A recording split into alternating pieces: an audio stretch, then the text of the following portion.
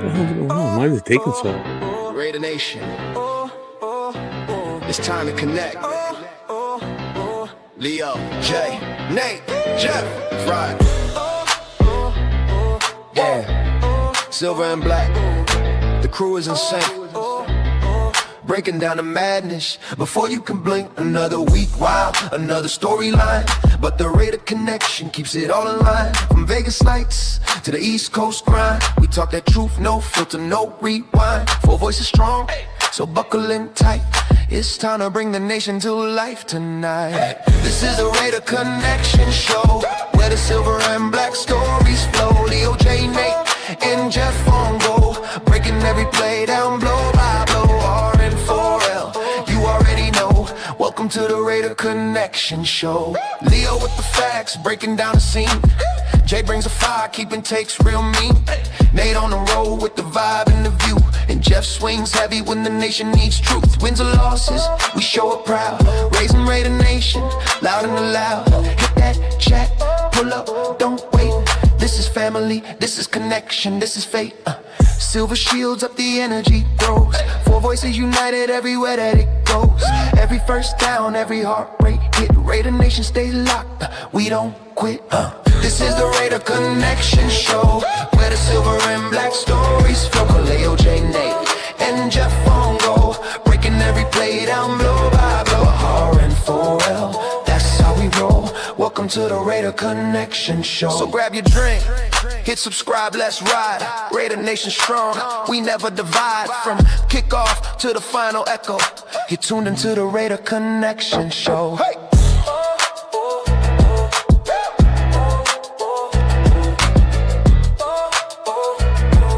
You're tuned into the Raider Connection Show. Jeff put the wrong intro, but it's all right, everybody. I just realized it. Why did that get put there? All right. Oh, well. Let me remove that. Because other than that, I'm going to put it right back in there again. It's this one, right? It's not it. That was the right one. That was the right one. No? What the hell? Why do I not have it in here then? Oh, well. We'll figure it out later. Anyway, as you can see, we're two guys short tonight. So this is the Raider Connection / Coast to Coast, basically. So just a heads up, we're not going to do the Raiders Coast to Coast tomorrow night because what we say tonight probably going to be the same shit we'd say tomorrow night. So save everybody the hassle of looking at our beautiful faces 2 nights in a row, saying the same stuff. We're just going to do it all in one night tonight. I know Leo's in the chat. So no, Leo was not the reason we were late tonight. I ran outside real quick. Plus I had to take a pee break. So, but we are here.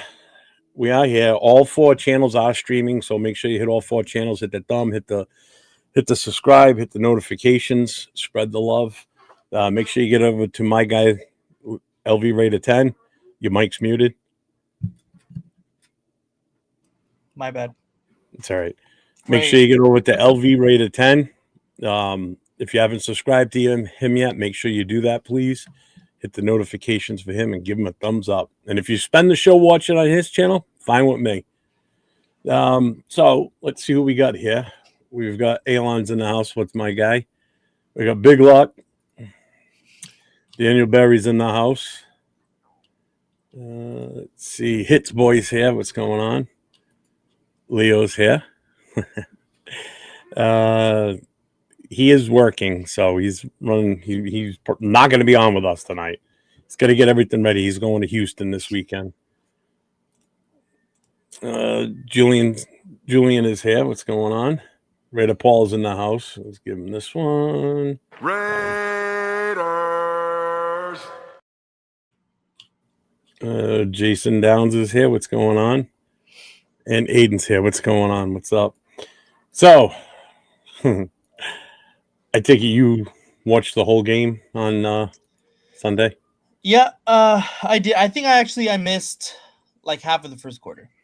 But, I mean... I know that where it was being shown in some areas, not in Vegas, They cut away from the game. It was so bad on TV. I can't say as I blame them. As everybody knows by now, I was there, and I know it's the fastest game, second fastest game in history at 2 hours and 31 minutes. Being there in the stands with the cold and everything, I felt like it was 5 hours long. Couldn't wait for it to get over between watching the debacle on the field. I can only imagine what it was like trying to watch it on TV. But man, it was a bad game, huh? Yeah, it was a very bad game. It was. I've said this a couple of times. Right, I said it Monday night, and I said it last night too. When the teams came out, obviously the visiting team comes out first because the Eagles do their whole hoopla when they come out. When our team came out, few guys ran out, but man, everybody else walked out like, "Hey, we're here." Like there was no, like you could tell they just didn't even want to be there. And even the team when they were standing on the sideline, everybody was kind of seemed like they were off doing their own thing. There was no, defensive huddle, offensive huddle. It just looked bad. Looked bad Yeah. all around. Pete Carroll looked like he was lost half the time walking around, like he was aimlessly just wandering the sidelines. I mean, it was just that was probably it's unfortunate that I had to watch that in person, but I think that was the worst game of the season, possibly. Yeah, I mean, I don't know what your Yeah. take is on the other games versus this one. What do you think? I mean, it very much might be the worst game, but we've said that nearly every single week. And so every week is Yeah, probably going to not be the wrong. worst game. I don't know if this is the worst one, just mainly because we expected for the Eagles to beat them. Like I expected to beat them for them to beat us handedly, and that's exactly what happened. Now, did I expect us to go out there and show absolutely zero fight at all? No, I didn't expect that. But I did expect for the Eagles to win and by multiple scores, and I guess that's exactly what ended up happening. But like Willie. I said, the performance on the field was just terrible. It was just terrible. Well, let me ask you this: if you had to describe, give me one word to describe Sunday's game. Disgusting. Really. Pretty much, pretty much sums it up. Yes. That map you posted pissed me off so bad. What map? I don't know what map he's talking about. Let's see. Yeah, less than 100 yards. And that's the other thing. It was like this beacon in your face the whole game because they had it up on the board. So Yeah. they had our total run yards, passing yards, and then, time of possession. Then they had the Eagles run yards, pass yards. And I watched Oz do this. It almost looked like an EKG reading. It was doing this. The number was going up, down, up, down. Theirs just kept going up and up and up, like because we couldn't stop them. Yeah. We couldn't do anything positive. I mean, at one point, I think Pickett had like 20 yards passing. At one God. point in the stat line for the day, it was disgusting. It was just so bad. Yeah, and Accelerator says he had 64 points in 6 games. That's what we scored. That is just atrocious. That ain't gonna win you anything. No. We haven't won. Um, you know, again, incompetence in the red zone. I don't even know how many times we even got in the red zone. I didn't even look at the actual stat breakdown. Did you happen to notice that? It seemed very because during the game cast it kept showing plays in opponent's territory, and I remember it being like 6 or 7, and it was really bad. Let me see if I can bring that up here real quick because that's the one thing I didn't look at. Let's see, red zone. Oh yeah, we never got in the red zone. It was 0 for 0. Nice. So Yeah. yeah, so definitely red zone inefficiency. Um, I mean, I know we kind of expected to not do very well, but did you expect it to be this bad? Definitely did not expect it to be this bad. This was terrible. Like just like you said, not even reaching the red zone one time. That's that's just terrible. That's absolutely terrible. I knew that this was going to be a get back game for the Eagles. To this extent, absolutely not. Yeah, it just what's up, Frank Weber? Um, yeah, it just they were flat from the start. I mean, and what you didn't see on TV, there was actually a mix up with the coin toss at the very start. So Oh, the ref really? comes out, yep, and he's with the visiting team, so we get to choose first. So AJ Cole said we'll take tails. Ref flips the coin, lands tails, and then I hear someone on our side, out on the, next to the ref says, I said heads.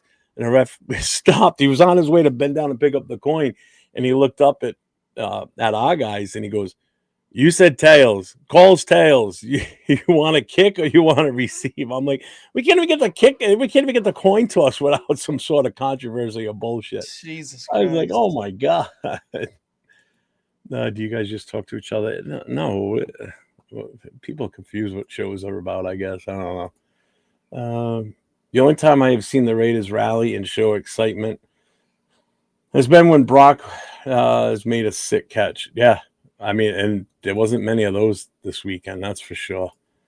Let's see. Elon says, honestly, I'm surprised Saturday Night Live hasn't done a comedy sketch on the Raiders yet. Give them time. They probably will. What's up, Rosetown? Let's see.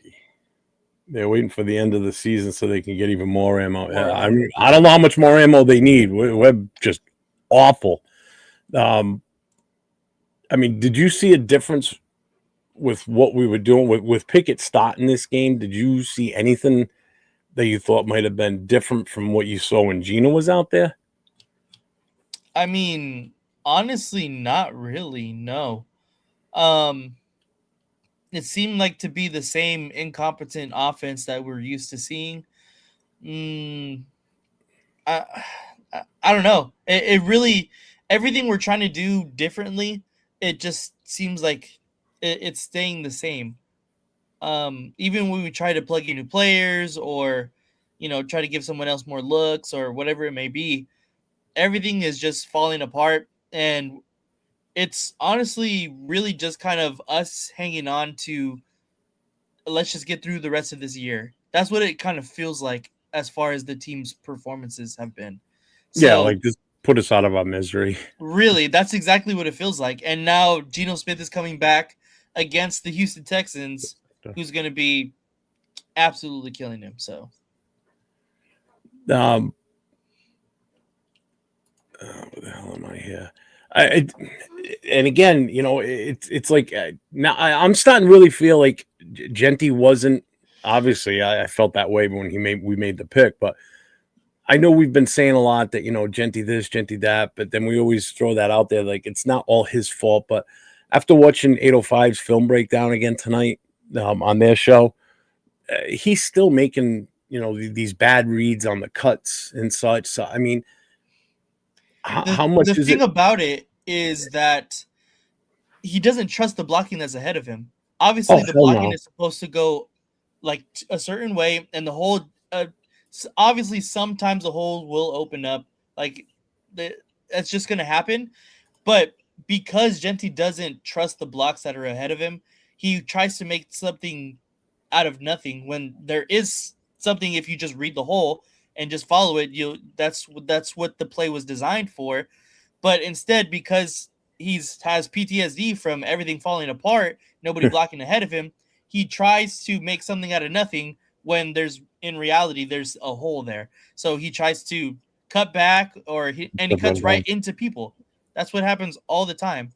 And I don't know if this is going to be a continuous problem from this season forward, because if we don't run down, because if we don't get the offensive line fixed, he's going to continue to do the same thing, and then he's eventually going to leave us, or we're going to waste a 6 overall pick because Yeah, we messed him up. I mean, I still feel we wasted a 6 overall pick, regardless. When we picked him, But once we made the pick, I was like, well, obviously, I gotta deal with it. Gotta see what we can get out of this. And I just don't feel like, you know, you look at some of the other running backs in the league, but then again, you also look at the offensive line. We didn't address the offensive line enough. We didn't really do anything, to be honest with you. So it's like, how much is it still his What up, fault? Sack But Two? versus these other running backs, these other rookies that have come out and they're having some good, some great games actually, not just good games, great games. What up, There's, Will? what's his total at right now for the year? Because I don't think he's going to break 1,000 at this point, right? What's he Genty? got? Let's see. Yeah, He has 700 uh, yards. yeah. In 3 weeks, he's going to get 3 100-yard games. Not going to happen. Yeah, I don't see that Not happening. going to happen. When people were saying, like, when we were giving predictions for what we thought he was going to do for the year, people were like, oh, 1,500 combined. I'm like, okay, I could take that. I figured Mhm. 1,200 running. He's not even going to hit 1,000. Not even, not even close. He might hit 900 possibly, but even that's a tough ask right now with the way the run game's going. He's at Obviously, it's the same issue. 966 combined. How much? Oh wait, hold on. Receiving yards. Yeah, 966 combined. Right now? Mm-hmm. Yeah, that's not good. What's up, Will? How you doing? Um, and again, it's still the same issues. Offensive line was just god awful again. Um, and just watching the film breakdown again tonight too, Parham is just overmatched every single game. It's just this consistent. He's consistent. I will say that Parham's definitely consistent. I just don't get it. What's up, Savage? I'm, in his fantasy league, I'm playing against him this week in the championship. So I was in Oh, his show nice. in the chat saying, "Shine that belt up. That's coming to my house." Let's see, Raider rundown. Yeah, it's 80-20 to me now. He's running like he's Le'Veon Bell and behind a line that can't hold and sustain blocks and does nothing. He has to start hitting the holes quicker and make his own yardage.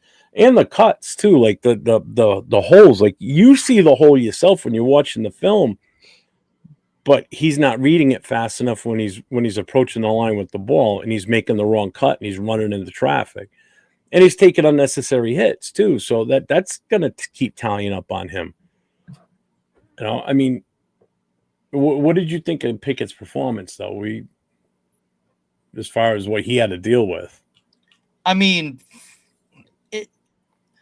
if we put anybody back there, it's going to be a tall task. Nonetheless, a second string quarterback who hasn't played a lot this year. This was his first start this season. This was his first start this season. Like What's up, it Julie? doesn't matter who we put back there behind this offensive line, it was going to be bad. He got 64 total yards, so that's obviously not good. That, like I said though, this defense is very good, and this offensive line is bad. Kenny Pickett, he's not an absolute number one quarterback either, so you can't really blame him for his performance, I guess. But again, like we said, their performance of the Raiders so far this season has been basically let's finish this season. Let's limp to the finish line. Yeah. Roscoe, we did too. Even our coach said, we were gonna, he's in it to win it this year. He's not just here to, you know, just go with the flow. So everybody, when we were doing the predictions, we were like, what was yours? Do you remember what yours was? Because mine was like 8 or 9, I think. In my prediction video that I posted, I said 11. You're 9 shy. Yeah. We had all these expectations because a lot of it was with the caliber of the coach that we were getting. We thought we were going to be able to get better players. Players would want to come and play for him. But I'll tell you right now, everybody that was probably thinking about coming here and playing and didn't are probably going, thank God I didn't, because look at the shit show that it's become. What did you feel on the defensive side? Darian Porter got some decent play time on Sunday. Yeah. It's the only thing good so far since Gino's been gone and Chip Kelly has been fired has been just the emergence. I guess not even the emergence, just the quality playtime of the young guys, and Darian Porter included. I don't understand why we didn't put them in earlier. Obviously, we had this conversation a couple weeks ago, but the fact that they continue to look good every single week, it just makes sense to continue to play them. Obviously, they had a tall task against the defending Super Bowl champions, and although the Eagles had a bad week the prior week, the Eagles came back and they looked like an efficient team, like the team that won the Super Bowl last season. And whether that or not that was against the Raiders, because the Raiders are such a bad team, it's still, an NFL. They're still NFL players. Like, they're still going to go out there and try to win the game. So the fact that they came and they absolutely demolished the Raiders at home, 31-0, like, I guess nothing exactly matters. But I see Darian Porter did play pretty decent. Yeah, and Savage is right here too. I didn't see a lot of deep passes, like even shots down the field. It was all short shit. But even when Pickett was trying to run, he was still overwhelmed. I mean, the defense is top notch, man. I mean, they're no slouches, and that was even without Jalen Carter out there. Now you add him back into that mix, it could have been even worse. Yeah. We still had 4 sacks. There was no interceptions. He had 4 sacks, though. I mean, that still hurts too. But yeah, it did feel like the gameplay was different. He had a little bit more zip on the ball, or he also doesn't hang on to the ball. Plus, he is, like Savage said, he is more mobile.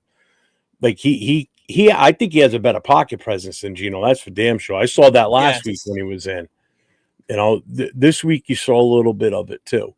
I know 805 man mentioned the other night when in the comments on the show, when we were on Monday night, and he goes, I was still expecting us to get a field, go for the field goal. I said, the way the wind was, he would have missed it. The wind was so strong in that stadium.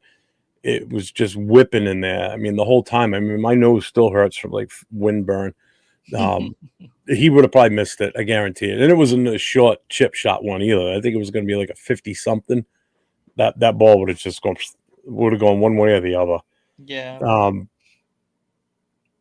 I mean, and again, it's another situation where I guess it wasn't really that we abandoned the run. I mean, we just weren't out there long enough on the offense to really have enough plays too. That's the other downside. So when our line is so bad that we can't block even on the simplest play, we can't sustain drives where we're giving Gentry the ball, 15 to 20 times, because that's where he should be.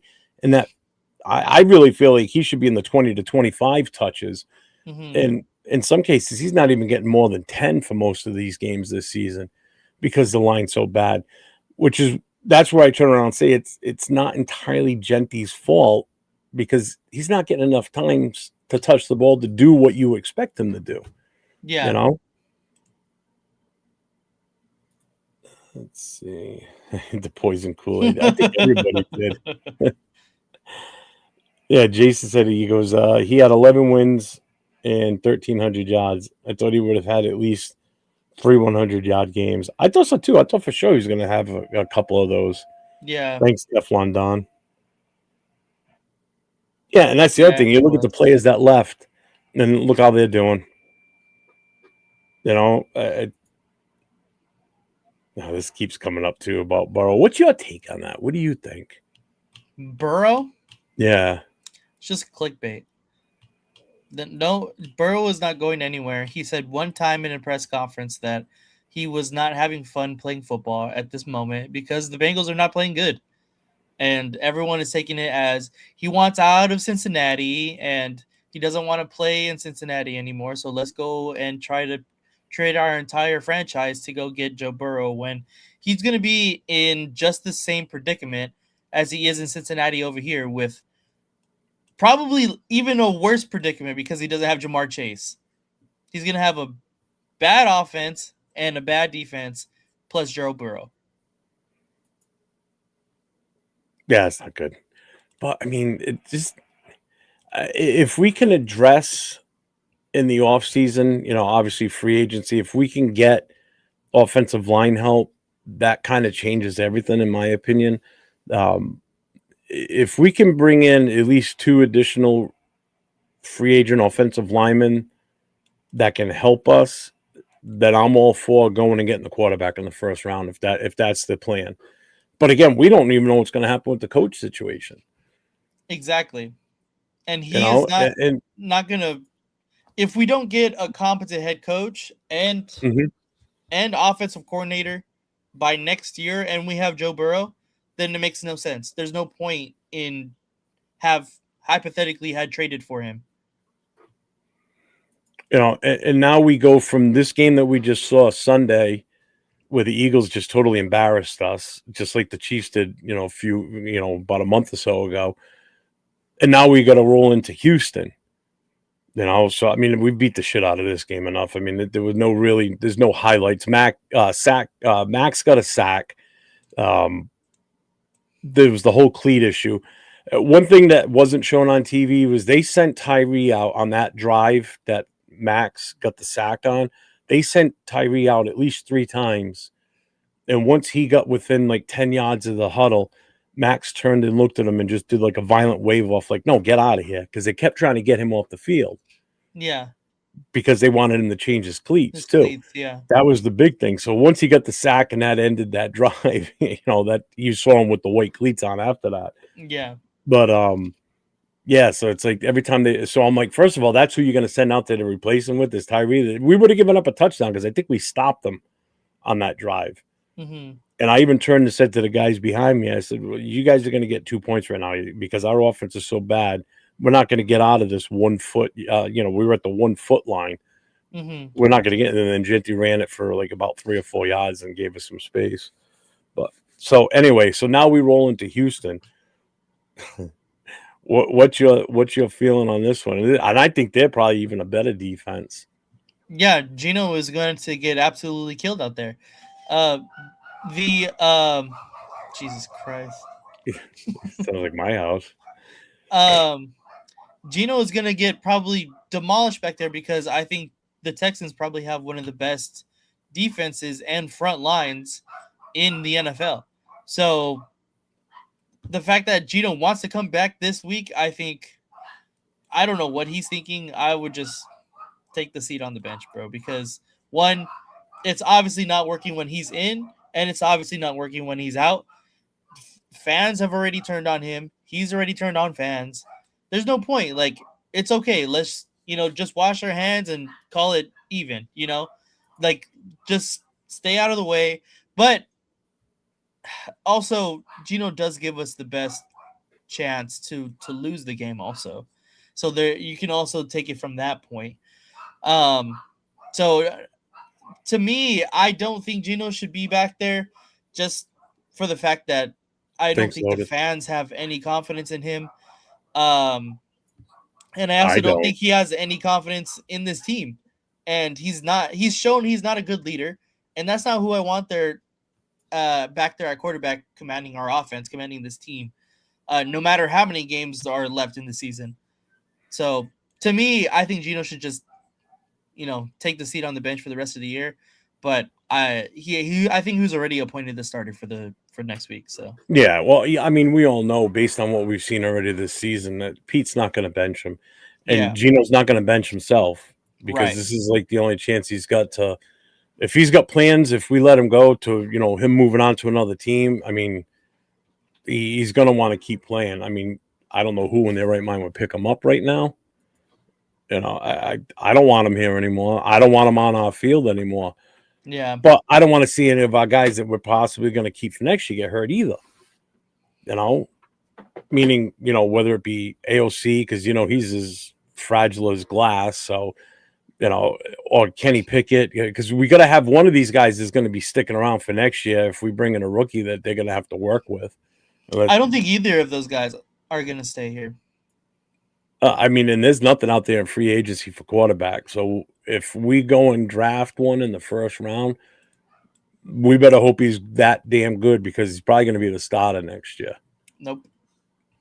Well, who do you think would be the starter next year if it's not the rookie? Depending on who we get. One, I don't want a rookie quarterback. Not this season. Two, I do think there's only one person that I would be okay-ish with for maybe 1 to 2 years, and that's Kyler Murray.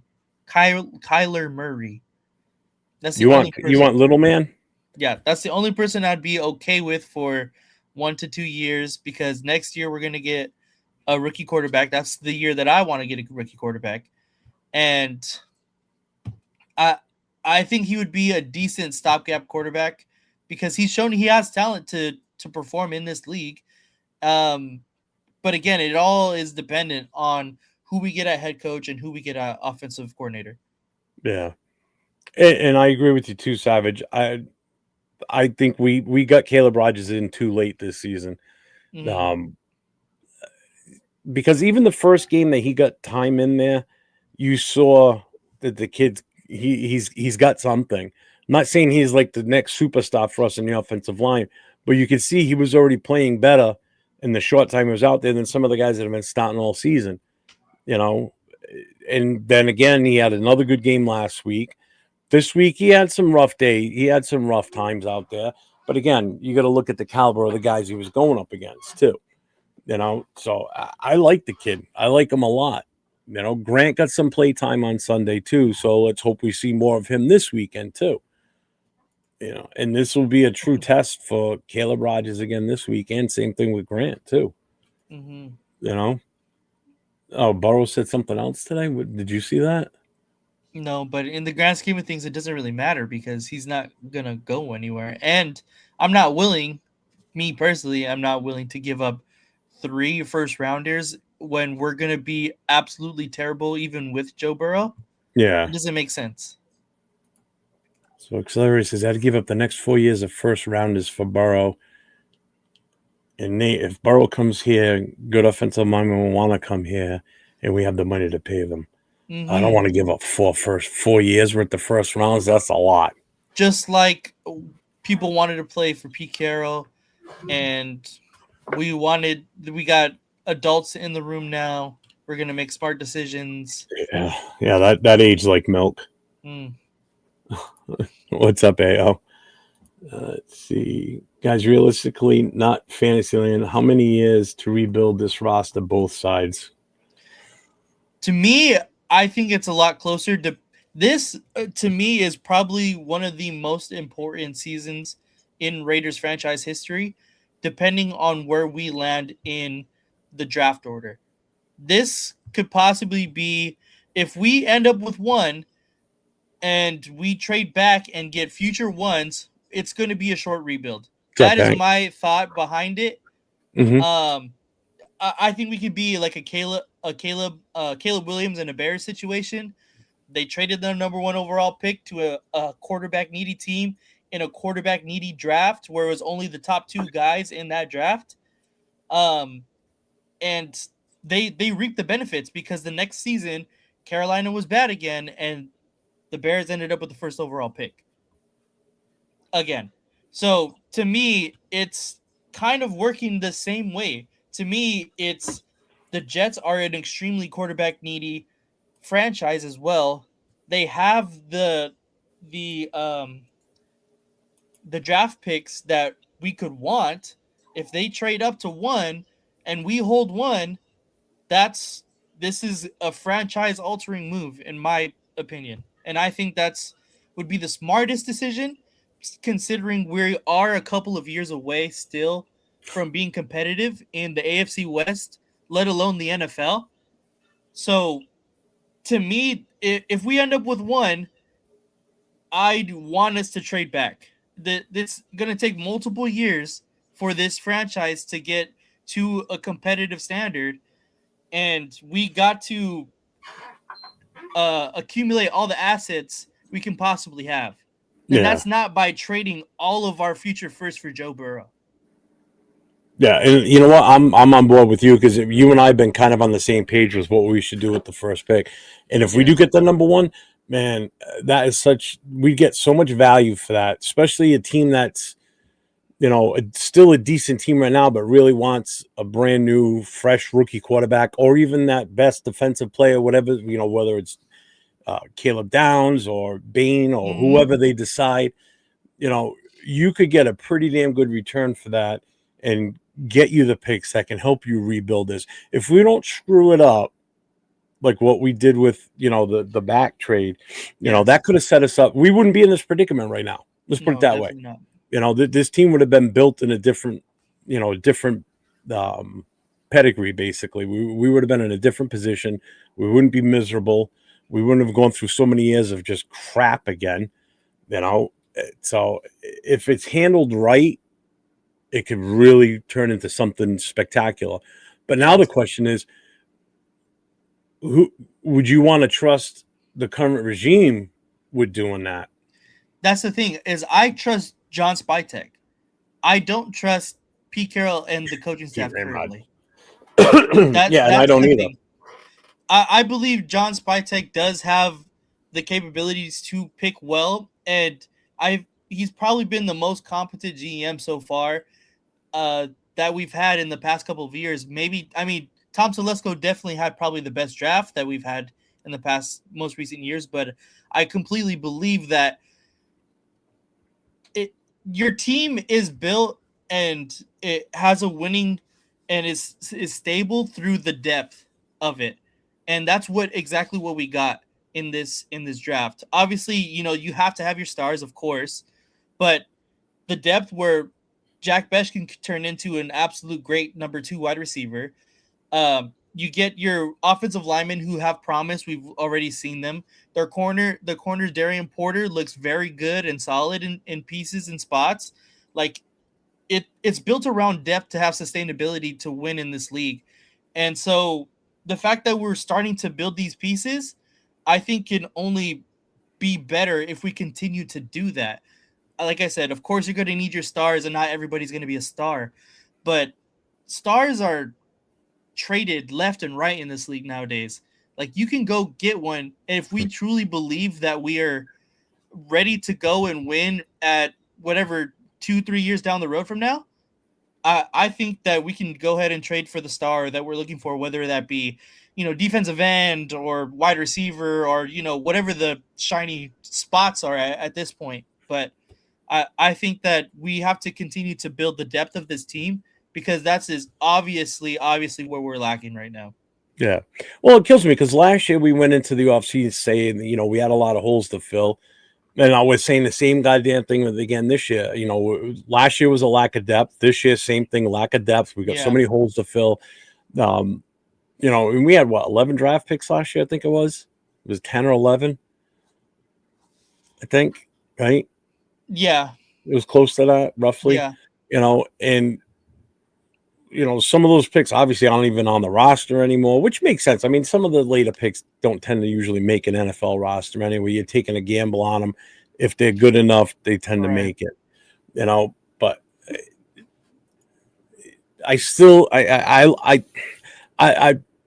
I've grown to Betch has grown on me a little bit. Thornton, I'm not seeing shit from that guy. He hasn't played much. Yeah, he's definitely a project. Betch, to me, he's that possession receiver. He doesn't drop many passes. When you throw to him, he's going to catch them most of the time, or majority of the time, I should say. And he's a stronger wide receiver too than Thornton is. Thornton's built like a stick figure. He can't outmuscle anybody. He can outjump them probably, but he can't get open either. It's up 8:05. Where's the rest of the hoodlums? Leo's still working, and Jay's daughter's birthday was this week, so he's doing the family thing tonight. So you're stuck with just Nate and myself. You're stuck with me, but Nate's here, so it's not that bad. So they're still saying, I'm so way behind on the chat. So we got a Kyla sucks. Then Cheeto's saying, let's go Kyla. AO saying, hell no to Kyla. What's up, Veronica? Yeah, you're getting a lot of back and forth. Yeah, and he is, too. He is an injury issue. Yeah, definitely. And he's only about this tall. Hey, just think, him and Genty, man, they'd be twins back there, the twin towers. It'd be the smallest backfield between the quarterback and the running back. The twin sandcastles. Yeah. And you're right. Pete's ego, he's not going to want to bench Geno. Geno's starting the rest of the season, unfortunately, whether you like it or not. Unless he gets hurt enough to where he can't play. I mean, we've already seen him throw 4 interceptions in a game, sacked like 10 times, and he stayed in the whole time. Even when he was hobbled with that injury in his leg, he still stayed out there, you know.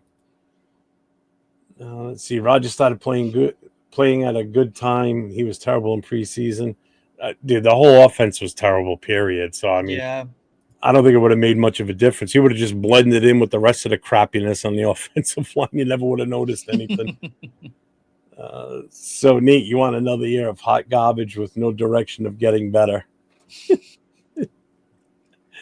If that's what what's Kyler up, means, I Brody? guess. What's up, Arnie? Jason says, I say we trade Gino to Birmingham Stallions. Hank's prediction for our season was 4-13. Well, you're not far off. I know. Fuck. The only problem now is 4 wins is going to hurt us in the draft position. Let's see. If Gino doesn't want to leave favorably, then we should start on all rookie offensive line. Oh yeah, that'll get him killed. I'd rather die with the rooks than live with the trash vets. Right. Okay. Donut says no on Burrow also. Mm-hmm. Jason thinks the number 1 pick is worth 3 picks. So 3 first-round picks or just 3 picks in general? I think 3 Like picks swapping, in general. So like swapping this year's first round for their first round, getting their first round next year, and probably their second this year, maybe? Yeah. Because if Something they're going like to that. jump up, yeah, especially if they're jumping up from a team that's like in the from like 15 to 25. Well, the You're Jets have jumping up. 7 right now. Oh, I'd trade with them. I would move back to 7 because you're still going to get a high value pick for that, and you get another first. That's the round best without offensive it. lineman off the board right there. At 7. That's a lot to think about. I would probably go with that.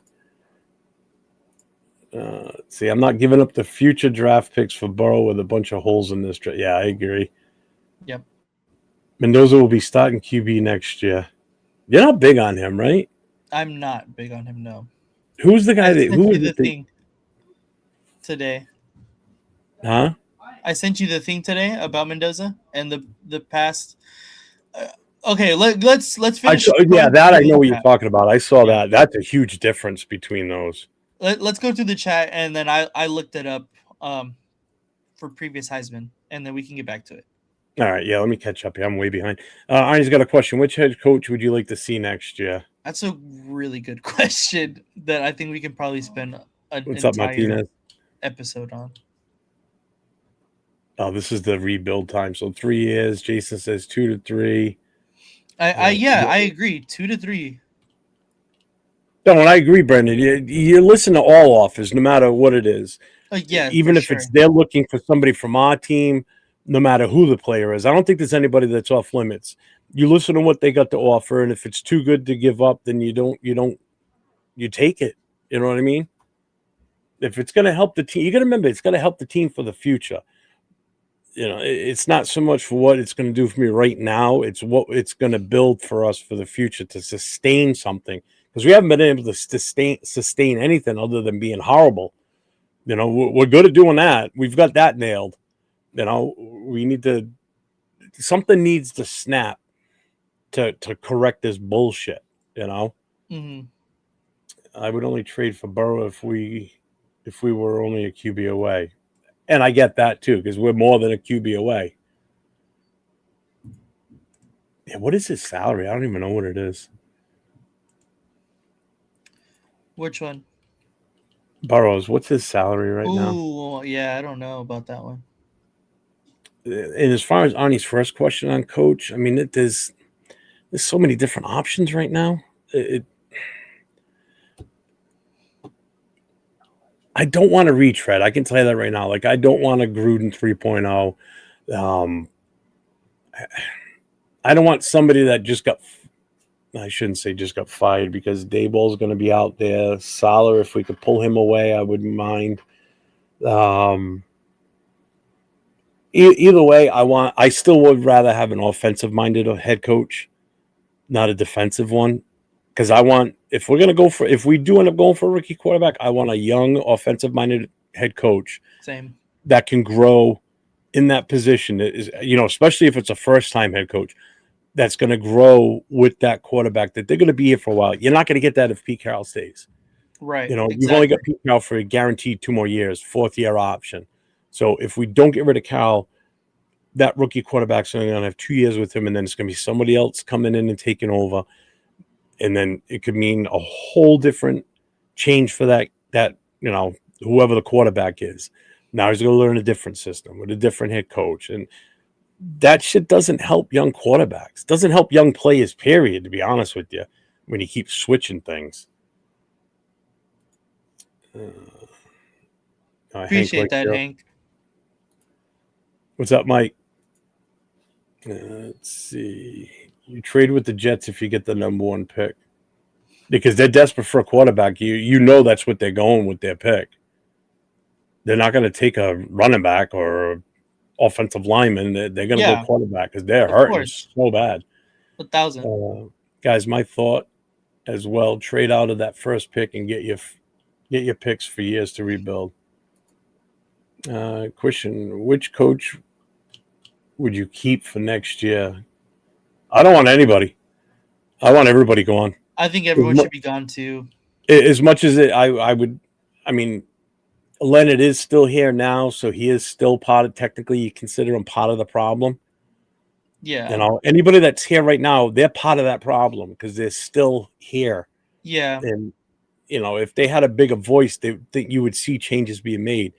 So if we're going to get rid of Pete, I want everybody gone in the coaching staff. Not a single one left. I want someone coming in and they set everything up. And I want the coach to be hired by the GM. I don't want Mark Davis's hand in it. It's got to be done by the GM because you need the coach and the GM to be on the same page. So they develop the system together as to what they want to do with this team going forward. Because there's obviously a disconnect there, too, between Spytek and Pete. Yeah. Agreed. Hank says, Jeff, in all my life of being a Raiders fan, I have never seen an offense play this bad since the Jamarcus Russell days. They're worse than that. I would still go back to some of those Jamarcus Russell days in favor of what we're watching right now.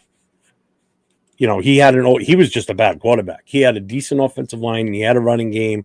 He had receivers. He was just bad. He didn't study. He didn't know the plays. The guy was just horrible.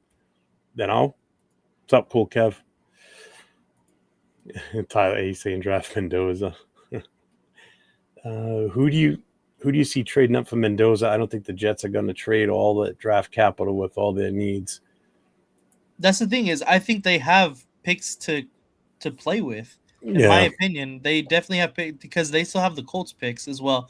And at this point right now, I think the Colts, although they were good this year, I don't know if they have that.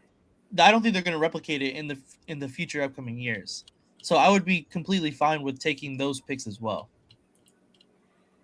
And he says Jets, Browns, Cardinals will trade up for only first round quality. Mendoza, Dante Moore will stay in school. Simpson is a third rounder at best. He was initially, I think he was in the top 10, wasn't he? Yeah. He was like the second quarterback or third quarterback option, I think. The last rankings I saw. Ty Simpson? Yeah. Yeah, he's the third third quarterback for sure. You think he's that far of a drop to the third round? Maybe late second, but yeah, probably. But that's even reinforces my thoughts even more because if the Jets have the capability to go get their quarterback, and personally, not my opinion, it's a good quarterback class. It's not a good quarterback class, but Dante Moore, like he's saying, Dante Moore will stay in school. Simpson is the third best quarterback, and he's a late second, early third round kind of guy. Like, if Mendoza is truly the only number one guy there, teams are going to be like trying to go get their franchise quarterback if they see Mendoza as that guy. So the fact that there's only one guy that's at the top there in a class that is not very good, in my opinion, again, I think you got to take the chance and roll the dice on possibly getting back in the top 5 again with not only your pick, with the pick that you get from that trade. Isn't Henry? We talked about this last week, I think, about Ruggs. He's back in. He's not in that halfway house or whatever. He's back in actual prison again, right? Wasn't that the I issue don't with know, him? honestly. I seen that the last thing I seen that he graduated from Alabama. Yeah, I did see that, but I thought somebody said last week on he was. It might have been on a different show or something I was watching where he was back in. He's not where he was before. I guess something happened. I don't know what it was. I don't know the full story. So he's really not even an option at this point. But I don't know if I would take another chance on him. He's been out for too long now. I mean, what kind of shape can he still be in? You know, he's not going to be in NFL shape, that's for sure. No, definitely not. And he's Uh, definitely not going to come back here either way. no, this is going to open up a whole can of worms right here with this one. The real question is, do we trade Max and let a new wave of players set a winning standard? You already know my take on this, so I'll That's let the you have thing. yours first. This is the thing. You can convince me to do that if we get the right head coach, right offensive coordinator, right defensive coordinator in the spot on top of the trade, and we can accumulate even more picks with a Max Crosby trade. Then we don't have to move out of first necessarily. We can still pick. It's say we trade Max Crosby, and we end up with a later first.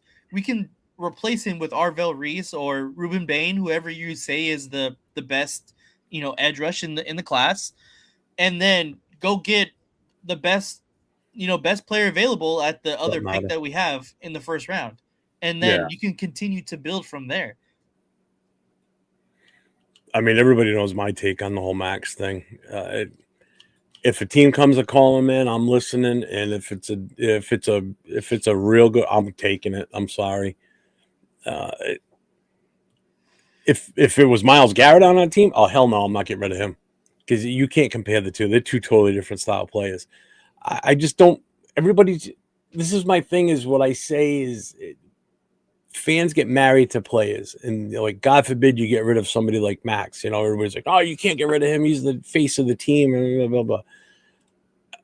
But again, what good is one guy doing for this team right now? You know, granted, I know he doesn't have much help on the other side of the ball at the other end spot and everything, but your value for him is going to keep dropping.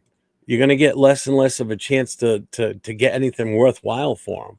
You know, the time, in all honesty, the time that we should have done it was before this past draft, is when we should have done it, but we didn't. So now he's still here. Luckily, he hasn't really been injured. So if we're going to do it, and if it's an option where if somebody calls looking for him, like a team that's just ready, like Detroit, if say Detroit calls for him and they offer up a whole bunch of shit, guess what? Max, have fun in Detroit, brother. I'm not If I'm the trading Max to GM, Detroit. huh? I'm not trading Max to Detroit. They're too good. It makes no sense. What do you mean they're too good? They're too good. Like that pick is gonna mean essentially nothing. I don't think so. Not if you get two of them from them. You're not gonna get two of them. You're gonna get maybe a first and a fourth or a third.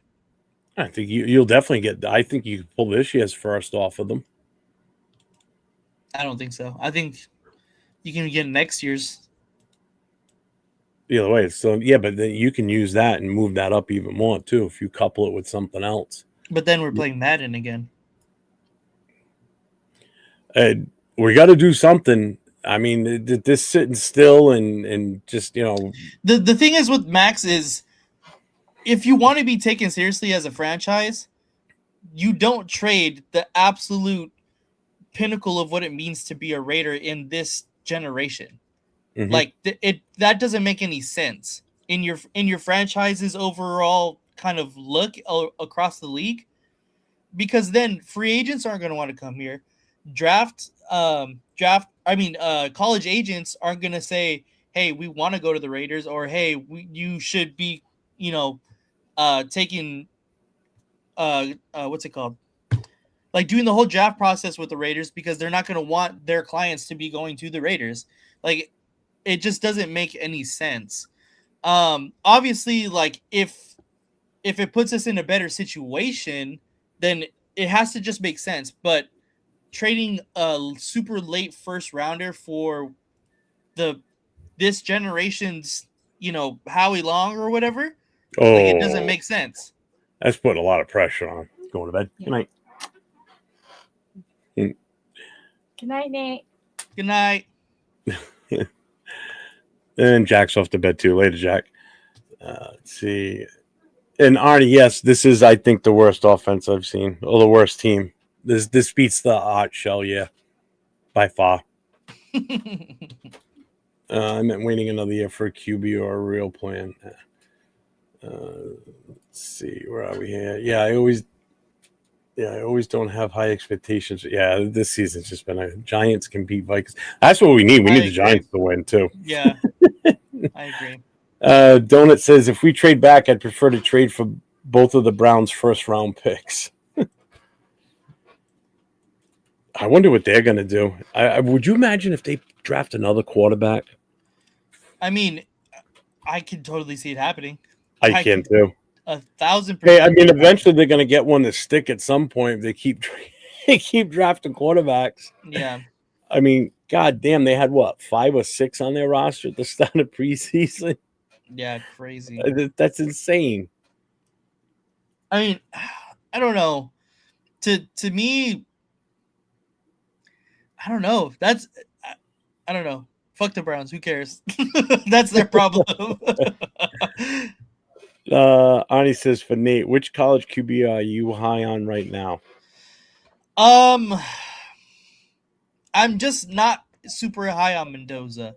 If Dante Moore comes out, I think that Dante Moore potentially has a higher ceiling than Mendoza.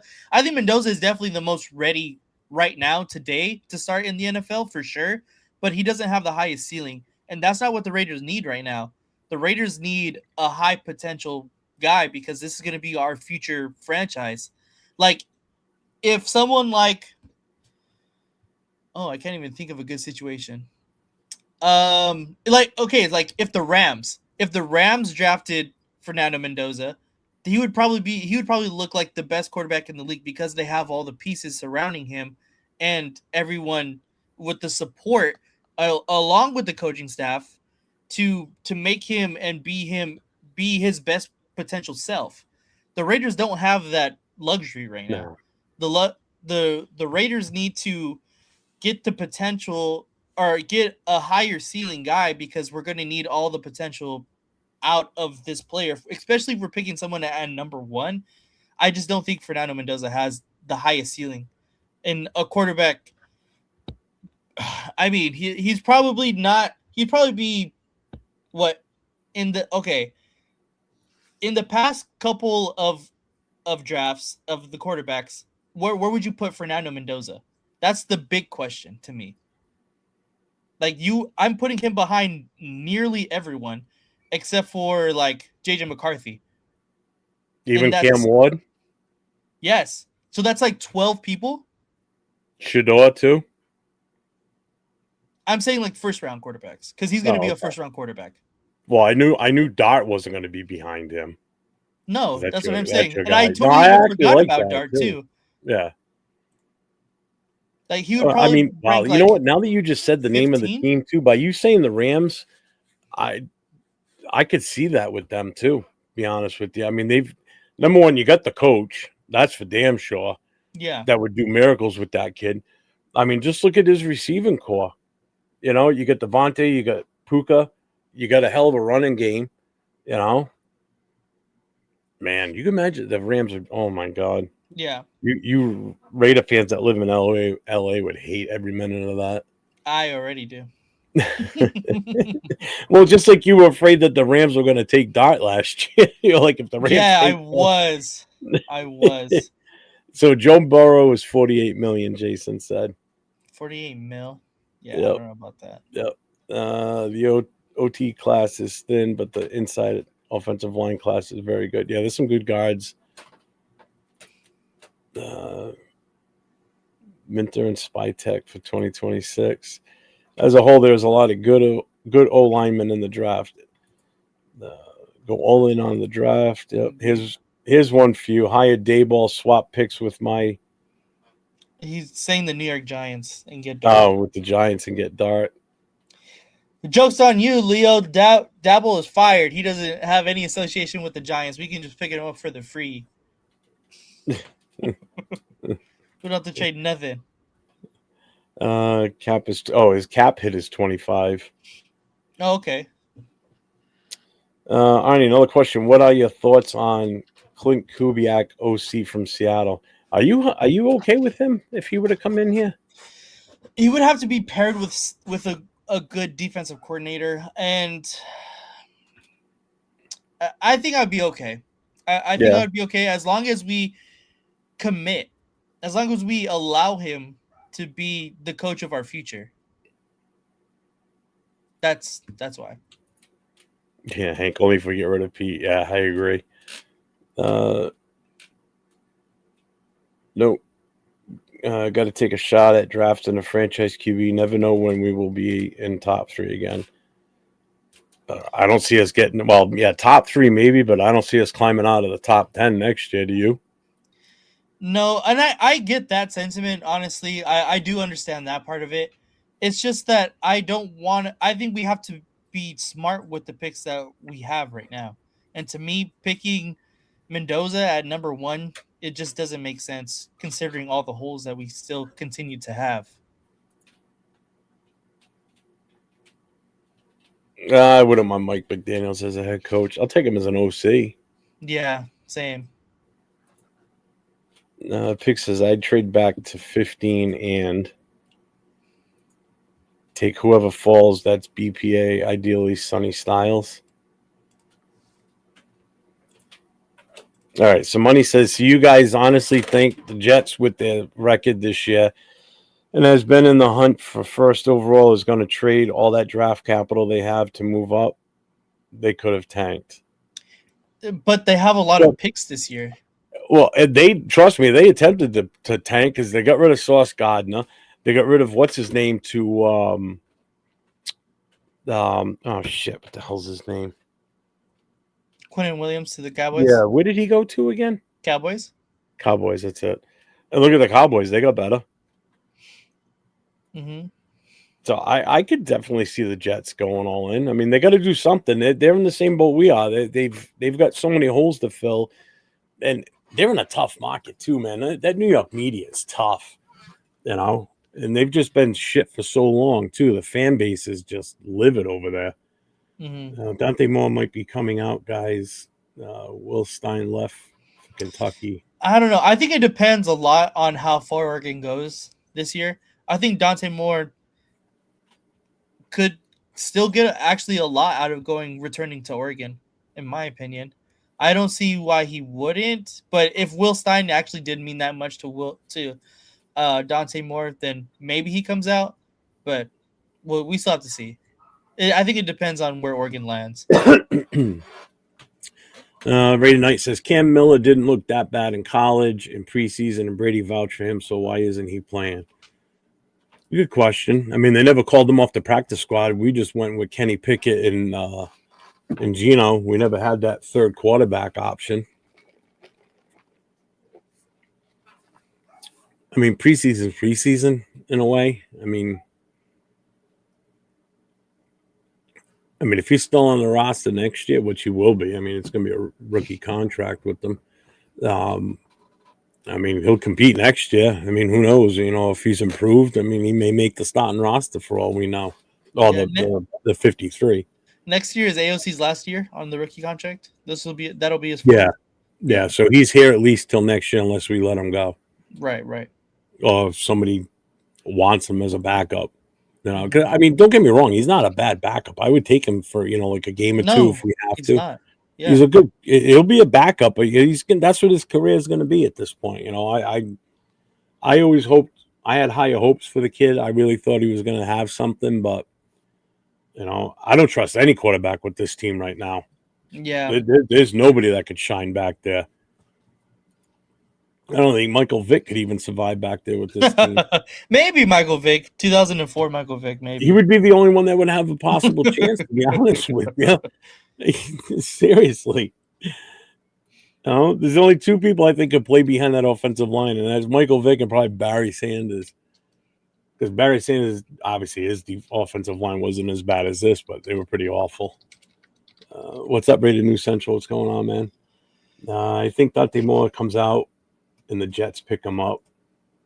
Because what have they got? Number 7, you said right now? They're the 7th overall? The Jets? The Jets, yeah.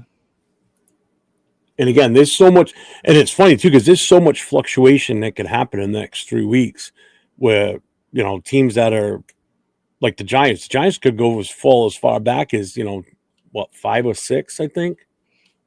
Or fall back to where the Jets are now. If they, for some reason, get lucky and they win their next 3 games, that screws them up. That's going to push them further back.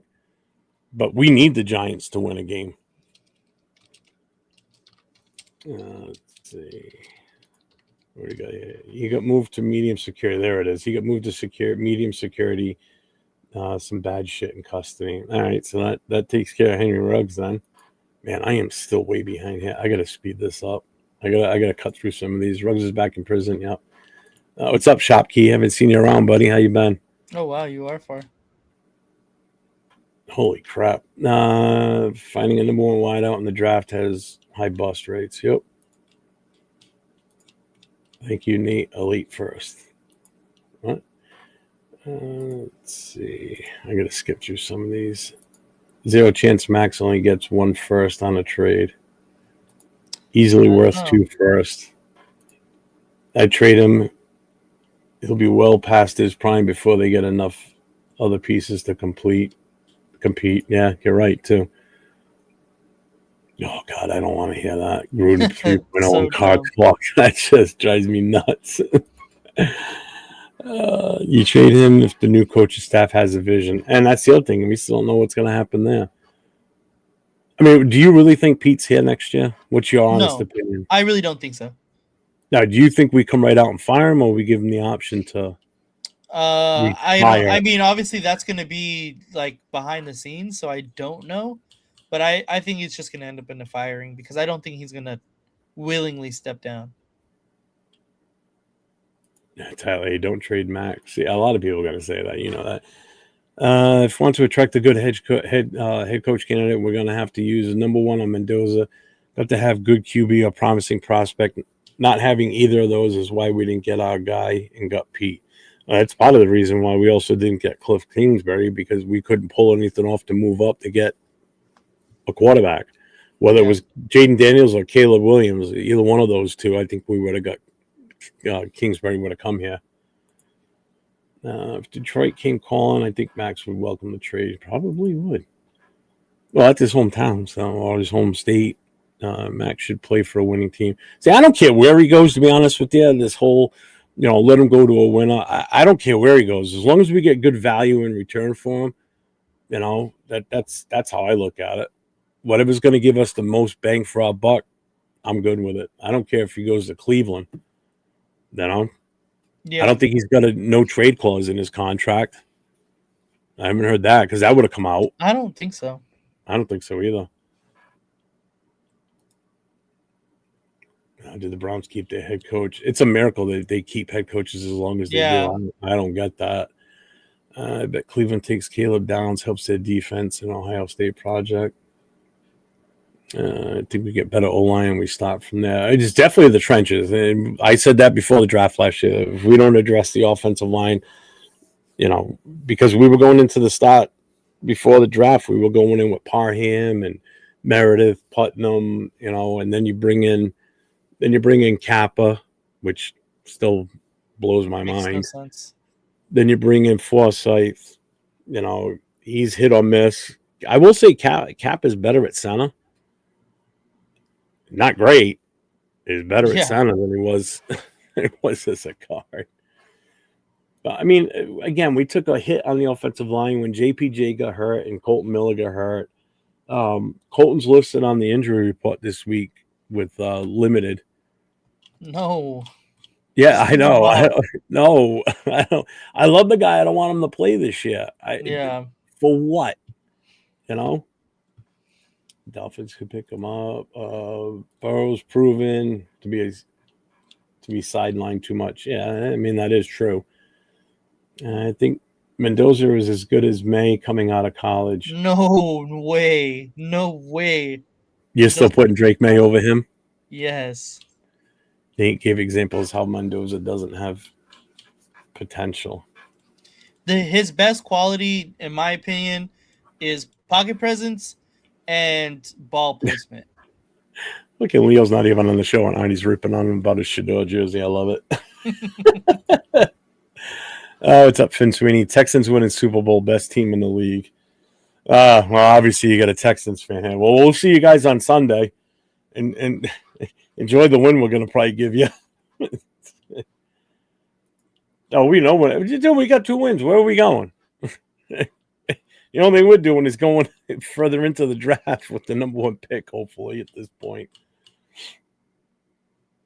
Let's see. Mark Davis needs to sell it. He ain't selling the team. He's not going to sell the team. He's got nothing right now. He's got no family. You know, his mom and dad have passed on. He's got no brothers and sisters. He's got no nieces, no nephews, no kids. He's got nothing. It's he, himself, and himself. That's it. So he's not selling his team. This team will be with the Davis family until he passes on, and then whatever happens after that, who knows? We just better hope that it's not someone that comes in and decides to change everything, like the name, the image, the whole 9 yards. Because, first of all, that would be suicide. I mean, you would lose money. Because I don't think anybody would stick around if they changed the name or the logo. Seriously, I'm out. That would be the end for me. Mm-hmm. You know, it's Raiders or nothing. What's up, Mr. Bakes a lot? Let's see. Poor Jets ain't win since '69. Yeah, they're horrible. Let's see. pick it off Farva. If the Jets have to do something at QB, why is our situation any different? I mean, I guess it's not. It's just the fact that I think that we have to be more thoughtful of our picks, considering, you know, obviously we don't want the Jets to be thoughtful of their picks. But I just think that they have more pressure considering where they're at in New York, more pressure through the media, through their fans. I mean, I think they just seem like they have more pressure than the Raiders in Las Vegas. Yeah, look at our first round picks. Arnie just listed them. So Roman Gabriel, Dickey, Mark Wilson. Oh, I remember that one too. Marinovich, Russell. Yeah, we don't have good history with that. But again, those are past regimes. If everybody keeps thinking that, you know, we're not good with our first round picks, blah, blah, blah. I mean, that's a stigma that everybody always throws out there all the time. You know, we're not good at making first round picks or early, you know, first number 1 overall picks. You know, I don't even know how to explain how to get out of that funk. You know, if everybody just always throws that out there that, you know, we're not good with, you know, when we do certain things. You know, we've got a history of this. Rebel says, would you rather have Max Crosby or a playoff win in the next 3 years? I'd rather see us win. Yeah, obviously, of course. I don't think it's that, you know, that simple, though, of course. Yeah. Knock on wood. No. I don't want Gruden. I know you don't. No, I do love Gruden, but no thanks. I don't think he's just going to walk away, Rebel. I think it's going to be more one of those, hey, Pete, you're going to retire, you know. And I've been saying this. We save face not firing him, coming off like, hey, these assholes just fired another coach. They help him save face by not firing him. And, you know, he walks off into the sunset as his last team got fired by them, you know. So just out of respect to him, I guess, for what he's done in the past. Granted, he didn't do much for us this year. So Money says, Shopkey, New England didn't have an O-line in place when they drafted May, and now sit on top of the AFC. We can build an O-line in free agency and get Mendoza. I believe we can build the O-line in free agency. I agree. I agree. Let's see. Raiders taking out. Yeah, May was way better. So yeah, he's saying that too. Never happened. I'm a Giants fan. You guys better beat us. No, you. This is gonna. You're gonna have a lot of. No, we need to win. No, you need to win. Did you know we lead Denver 73-56 win-loss record? The Chiefs lead us by 75-55. Raiders lead the Chargers 69-60 in history. Yeah, the Chiefs. Well, it's been the last 10 years with the Chiefs that they just jumped up on us big time. Let's see. Didn't Mark Davis adopt Tom Brady as his son? Fucking Arnie. Raiders are nothing. Raiders are nothing. Yeah, exactly. Nathan would stay. He loves Vegas. I probably would stay. Really? Even if it's like becomes the Vegas. Because they hold the Raiders' history. It's still the same franchise. Yeah, but would it though? I mean, the Baltimore Ravens didn't take the Cleveland Browns history with them. No, because they just reinstated the Cleveland Browns. Yeah, but somebody could reinstate the Raiders. Oh, look at this guy. Yeah, I don't think that's going to happen. Oh, what are you laying down on bed? Hi. What's What up? Leo? What up, man? We've been graced with the presence of. Yeah, I was actually surprised Nathaniel's playing because that's what I've been saying, man. We got to what the Bears did. That's what I think is the. Yeah, it makes the most sense. It makes the most sense, man. Especially with the quarterback draft. With it being so thin, you can get people to come up. It's just like, remember CJ Stroud and Bryce Young? With just those two dudes? Yeah. Exactly what I was saying. And teams are going to be that much more desperate, especially if Dante Moore decides to go back to Oregon. Yeah. Like, then there's literally only one first-round quality quarterback in this draft. The teams are going to be extremely desperate in that spot. And in my personal opinion, I think the Jets have a lot more pressure outwardly. Obviously, at us, we give them a lot of pressure. Raider fans and the Raider community and everybody, we give them pressure. But outwardly, as a whole, I think the Jets have more pressure to be successful than the Raiders do. And if draft history teaches us anything, teams are willing to reach for a quarterback. Correct. Oh God, yeah. Correct. Remember what they did with Will Levis? Even that year when Bo Nix and Penix went, they weren't supposed to be first-round quarterbacks, No. But because teams wanted a quarterback so bad, they went up, and that's how we got lucky. And then it was Brock. Yep. Yeah. Yeah, because other than that, we would have had either Bo went right before us, right? Bo went. Yeah, Bo went right before. Mm-hmm. Yeah. So we would have had Bo Nix. Huh? There was no more quarterbacks on the draft board when it got to us. Yeah. Yeah, no. After Bo, I think the next one was like, oh man, I can't even remember what the fuck it was. Yeah, I can't even remember either. Because it was supposed to be Penix. Yeah, it was supposed to be Penix, and Penix ended up going before. Mm-hmm. Yeah. So Raider Man says we haven't been good since 2002. I'd say there's plenty of pressure to win. Oh hell yeah, there is. Yeah, there is. That's what I'm saying. You don't want to lose. We know. We give them pressure. We're Raider fans. We understand. Yeah. But again, like I said, outwardly looking as the big picture, New York media and the NFL wants New York to be more successful than I would say Vegas. Well, just look at our media in the press conferences. They're soft. You know? Well, I mean, look at what happened when they start getting questioned. Pete starts to get mad. Yeah. he could never. He and Hondo were going at it, bro. That shit was funny. He could never coach in New York City. Some coaches could never survive in that market. They couldn't. Yeah. It's brutal. It's a tough market. That was funny, man. Big sports cities, like Boston, for instance, they got L.A. You've got all these multiple sports. Those sports, and those reporters for those cities are brutal on some of those bigger cities. And Vegas is still a brand new sports city. Like it has almost no sports history in general. So we haven't won in so long, bro. Like they're like, oh, you guys are supposed. It's nearly an afterthought. Yeah, it's kind of like I hate to say anything, but we're kind of like the Clippers in a way. People are coming to see the other team, right? Right. We have dedicated fans who are just fans no matter what. They always do some stupid ass moves, and you're like, "What the fuck, bro?" Yeah, I can totally see that. The Lakers don't get the pass. The Lakers always get heat for every fucking move they make. Yep. Yeah. Yep. No, because they're the used to number one winning. show in the town. That's why, too. Yeah. You know. Mhm. Yeah. The I Raiders don't should know, hire man. Eberflus as the head coach and Mike McCarthy. What? No thanks. No thanks. Can you pick two worse names? If we could spend number one overall on Russell, I have no problem doing so for Mendoza.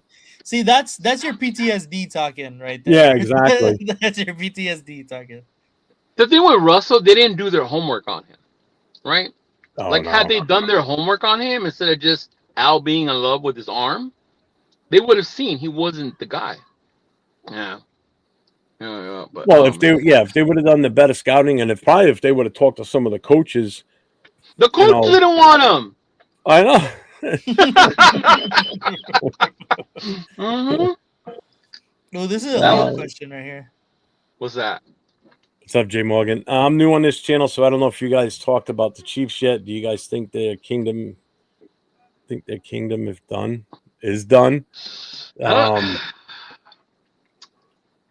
You can't I think say they're that gonna have they're gonna have a tough road ahead of them. Yeah. Because I mean, with an ACL tear like that for Mahomes, I mean, so he's late at in least the season too. Oh yeah, he won't be back at least until midway through the season next year. So what are they going to go into next year with a quarterback? Minshew. You know, are they going to go into next year? I know they got to stop Minshew the last 3 games. You know, but next year, if Minshew gives us, if Minshew makes us actually win, I'm gonna be so. But then you would be happy because we finally beat the Chiefs. We beat the Chiefs. It's going to be that reverse revenge game. For real. Like he gets back at us by letting us beat him, but that bumps us from getting the number 1 pick. Remember he said that like 2 weeks ago or last week that Andy Reid would do some shit like that to us. Now here's the perfect opportunity. Well, I mean, it'd be no better than us would want to play the spoiler and knocking them out of the playoffs, but we don't have to worry about that anymore now because they're eliminated. Oh. I think the Chiefs are in for they're in for a rough season next year. Not for long though. Even if it's just 1 season, that would be it. They'll still be in the mix the year after once Mahomes gets. Well, they got to address their offensive line. If they don't address their offensive line, they draft well. You know what I mean? Like they build within. There's someone that could bring a big free agent in to help them get over the hump. Yeah. Mm-hmm. Kelsey will be gone probably. Yeah. Well, they already said he was probably going to retire after the season. He's not going to go into next season without Mahomes at the start. You know, he'll stick out obviously the rest of this year with the team, but he's not going to come back if Mahomes isn't going to be playing until at least midway through the season, if he even plays all next year. Depends on how he rehabs and how bad the damage is. Yeah, we'll see because they recover quicker than back in your day, bro. Mm-hmm. True. Yeah. Jeff was talking about his injury that stopped him from being quarterback of the Raiders when he tore. Yeah, I would have been the Heisman Trophy winner. I would have won multiple MVPs. Honey wants to know if you're wearing your throwback Todd Marinovich jersey. Do you have a Todd Marinovich jersey? No, but my cousin ordered one because he's a USC fan. Fire. I'd be so down for that. My cousin's a USC fan, so when I started doing the jersey thing, he's like, "Hey, can you get me a Todd Marinovich jersey?" And I'm like, "Are you serious?" So he wanted, so I got him one. That sounds so fire. All right, Leo. Question for you from Arnie. He says, "Question for Leo: which college QB do you like most this season?" I want to preface this. I want to say one that's going to come out this year, and then just overall. Oh, okay. So one that's going to come out this year, I think, might be Dante Moore. That's the one I would favor. One, he's younger, more mobile, more of an upside. Definitely more exciting, I think. I mean, I don't know about Fernando. Fernando had that 1 year here, the yards. I get it. Heisman Trophy, Big Ten, you won the championship, but I don't know, man. That defense is amazing that he plays with. He's surrounded by talent. So, and the thing that scares me with Fernando is like, what if he's like Kirk Cousins? You know, you have to surround them with the right coach, the right guys, in order for him to be successful. So he needs a lot. He needs a lot of surrounding, like a lot of supporting cast, basically. He needs a strong supporting cast. Yeah, I wouldn't say a lot, but he needs a strong supporting cast. Yeah, and we definitely don't have that right now. No. We're gonna run it back. We don't even know who our coach is going to be. Yeah, we got a running back who the jury is still out on that verdict. We've got a tight end that's phenomenal, but has been injured this season. Right. You know, and then after that, what do you got? You know, I mean, we don't have anything if you think about it. You know? The next best receiver is Lockett, who's probably not even going to be here next year. Lockett won't be here next year unless it's Danny Pete is here. You know, so then who's your next best wide receiver? Tucker or probably Betch? Who? You know? Well, those are the only two wide receivers that you can. No, wait, who did you say was number one? Who was the other guy? I said, who's your best receivers after Lockett? It's either Tucker or Betch. It ain't Thornton. Who's Betch? Who's that guy? Stupid. He's trying to make a point. Yeah. No, man, we need a lot. Mm-hmm. Yeah, no. We need a lot. Yeah. No. Oh, that's honestly like my favorite quarterbacks in college though. They're not ready to come out yet. Mm-hmm. Yeah. What? That's why he hates Tommy Eichenberg. Yeah, it was Rattler. That's right. Yep. That's why Severe hates Tommy. That's right. That is him. I did want Rattler that year, but obviously not at fucking 13. You know. Frank Weber says first round QB sell tickets. We don't have to worry about selling tickets because we sell them to the other teams. Everybody comes, but just not us. Not ready. Do they though? I don't remember Marinovich selling a lot of tickets, and that was here in LA during that era. That was also 100-something seat stadium too. So I mean, that's a lot of people. That's also true. Yeah, that's also true. It was 100,000. Yeah. I have to ask Mm-hmm. this difficult question. What Gruden said in emails doesn't matter. Gruden left us for Tampa Bay, squandered the picks we got for Max. The picks we got for Mac. Mac and beyond. I don't understand the want for him. I don't either. I do. I get it. If when you live here in Cali, you understand it. The way we are with Max, Gruden was like the face of us for a while. Like it was the whole Chucky thing, the toughness. He engaged with the fans on the first go around. On the first go around. Mm-hmm. Yeah. Not so much on the second one. No, on the second one. At the end. At the start, it was kind of that way because everybody was expecting that version of Chucky, the first go around with us, and that's kind of how it started. But then it started to sour a little bit too, I think. Right. And obviously, let's not blame. Wait, go back though. Let's not blame Gruden for leaving. Al traded him away. He got traded. Yeah, he got traded. Yeah. Al traded him away and told him, "You're going to Tampa." So yeah, let's not blame Chucky for going to Tampa. That was Al. No, I'm not blaming him. Mm-hmm. Yeah, true. So Gruden technically didn't leave us for Tampa. No. Yeah. Yeah, because obviously he did fuck up the Mac trade, though. He did fuck that up. Yeah, I know for sure. Because the Tuck Rule game was his last game coaching us. After that, he was gone. Because the next season we were in the Super Bowl. Yeah, because we lost to the Ravens in the championship when they smashed Gannon, and then the Tuck Rule, and then then we went to the Super Bowl after we beat Tennessee. Yeah. Mm-hmm. So Bakes a lot says maybe a 2026 second round and a 2027 first round from New England for Max. Oh, don't trade him to New England. See that's why I'm saying it wouldn't make sense. I could never live with that. But why the first and the 2027? You know what I mean? That's kind of a long wait to get a draft pick. That's what I'm saying. Either way. Yeah, either way. We need it now, not 2 years from now. And it's not like his contract's hurting us. It's not. We still have exactly. Money. Yeah. I can see if the contract was hurting you. We have had with Gruden's teams. Yeah, I get that. And I think that's why people want him because that's the last person they remember having success with. Right. Exactly. Right. The same people that will swear that Versace. Second one. Yeah. Even like Versace. Oh, we could have had Versace. Versace's not a head coach in the NFL for a reason, y'all. Yes. Because he never got I think he had one more interview after he was gone from us. Somebody interviewed him. Yeah, one more. Yeah. Mm-hmm. And then he's been a special teams coach since then. Yeah. So Arnie's got a good question. Prediction for how many sacks the Texans get on them. Fuck, man. Didn't I say yesterday? I think I said like 10, right? I think it's gonna be up there. I'm gonna say 7. I mean, at least. Keep in mind the Eagles got Pickett 4 times, and that was Pickett. That was Pickett. That was Pickett. If that was Geno Geno playing Sunday, I think it would have been 8, at least 8. They would have doubled it. I'm going to say 7 just to keep it I think 7's kind a of good moderate. Number. I could agree with the 7.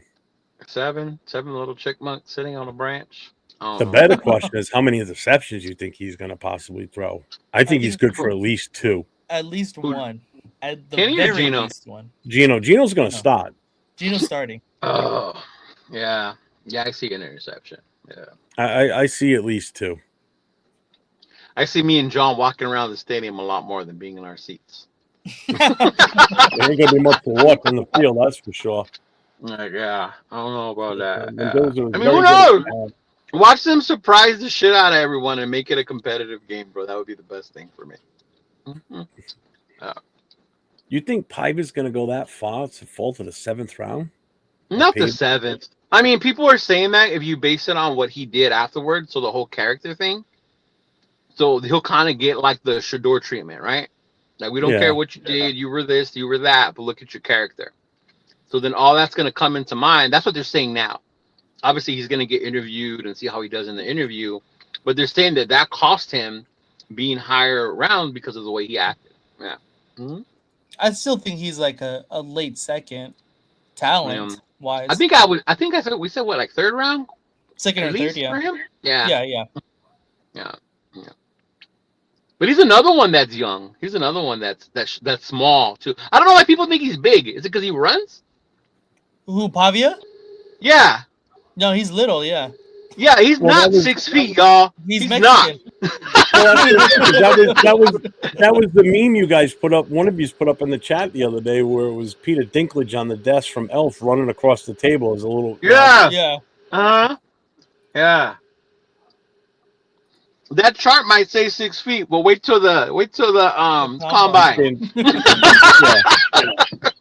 You know how Jency didn't want to run the 40? Pavia's not going to want to get measured. Mm-hmm. Yeah. They said he's 5'9". Yeah, that's what they're thinking. At best, I think he's 5'9" with cleats. Yeah. Mm-hmm. Yeah. Mm-hmm. See, I like. Yeah, no, I know. Gruden got caught talking to Tampa or whatever, and that's why Al traded him. But he didn't leave. Oh, really? us. I never heard that. Yeah, I forgot where I watched it. I was watching one of those things, and it was about that. Oh, and that's why Al and them wanted to get the deal done so fast. So he was talking to his people. That's probably why he was talking to him, because Money just said it here. He says Gruden wanted to go to Tampa because his dad coached at Tampa. What if Gruden slammed Hispanics in those emails? I live in California and had a PSL during the Gruden era. Yeah. I mean, even if he slammed Hispanics, you know how many people I fucking play with that call me in the military? You should see the fucking names they called me. Oh, I believe it. I believe it. Yeah. He's 5'9". Nothing like that has ever bothered me. I think it's funny, to be honest. Yeah. I mean, especially I always tell people when they got all mad about the emails, like, can you imagine if someone was to see I know we all have like the boys group chat, you know? Yeah. The one that no one should see but the boys. Dude. Like, all of us would fucking have that shit, dude. There's one group chat that I have for sure can never be seen to the public. See, that's what I'm saying. Yeah. I know there's one I have, but we say it all the time. If this shit ever gets leaked, we're all going down, y'all. We're all going that's down. what we always say, yeah. Like, that's a good question from Monty. I'm not sure on that one. How many other head coaches have been traded in the NFL? I don't know if any other head coaches got traded, honestly. Not off the top of my head, at the very least. And it was crazy, the draft picks we got for him, too. I think we squandered. It was a first, wasn't it? Was it a first? I think it was 1 first. Yeah, man. Mm-hmm. Nah, let's see. I couldn't imagine telling my grandchildren who are mixed race that I wanted Gruden back. Sorry, I know it's a touchy subject, but I'm keeping it real with my thoughts. I get it. Oh, no, yeah, I get it. I don't even want him back either. To me, he's just an icon based on Raider history. I don't want him back. Absolutely not. Mm-mm. Yeah. I wouldn't turn away an opportunity to meet him, though. Mm-mm. Oh, 1,000%. I still love Gruden, personally. Yeah. What's up? KT Money. Football mind. KT says, why would anybody want to play for us when everyone that wanted to be here, we talk about trading away? Anybody that's done good for us, we don't appreciate, not one. No, That's and exactly not only my that, point when with they Max leave, Crosby. KT, we fucking smear the fuck out of them. Yes. When they leave, bro. Yes. There's like a whole smear campaign afterwards, right? Like, oh Some. man. If we trade them away sometimes, yeah, maybe. Yeah. How's Jacoby Myers doing, yo? He's Fuck been Jacoby doing pretty good Myers. from what I've seen. I wish we had a wide receiver like him. As I have Right? his signed poster right here, right behind me, right there. I John have Raines. a hat autographed by Jacoby and Divine Diablo, DJ Turner. Who's the other one? Yeah, I can't remember who the other one was.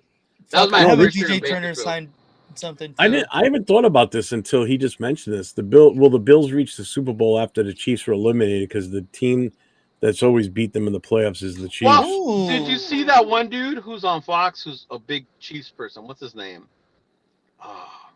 Forgot the dude's name, but anyway, he does a show on Fox, the sports talk show. But he said if that happens, then there needs to be an asterisk next to that Super Bowl because it'll be they won the Super Bowl that year without having to go through Mahomes in Kansas City. Like, bro, shut your ass up. Just getting there is hard enough. Unbelievable. You know what I'm talking about? Nick. His name is Nick something. Nick Wright. There you go. Yeah. I hate that guy. Yeah. He does Mahomes Mountain and all that bullshit.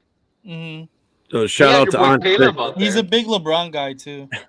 Yeah. Shout out to Aunt Six with the $2 super chat. It says it's the you. It's all about the you. We'll see. Good luck.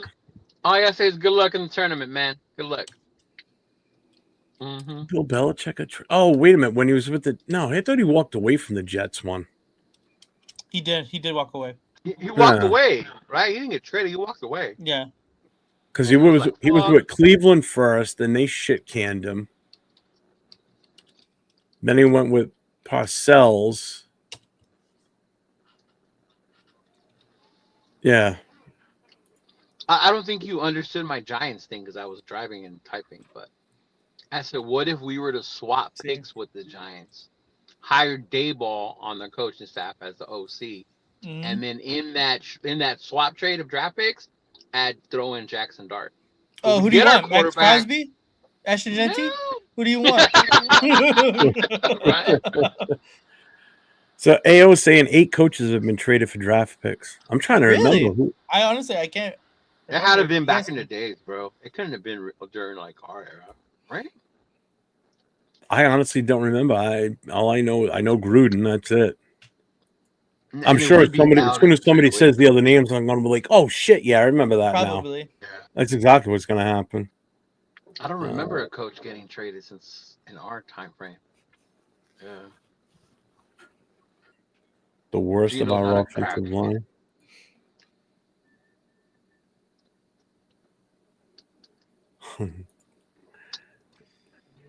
They're all Kappa zeros, has man. to go Can't 5. even fucking rank them, bro.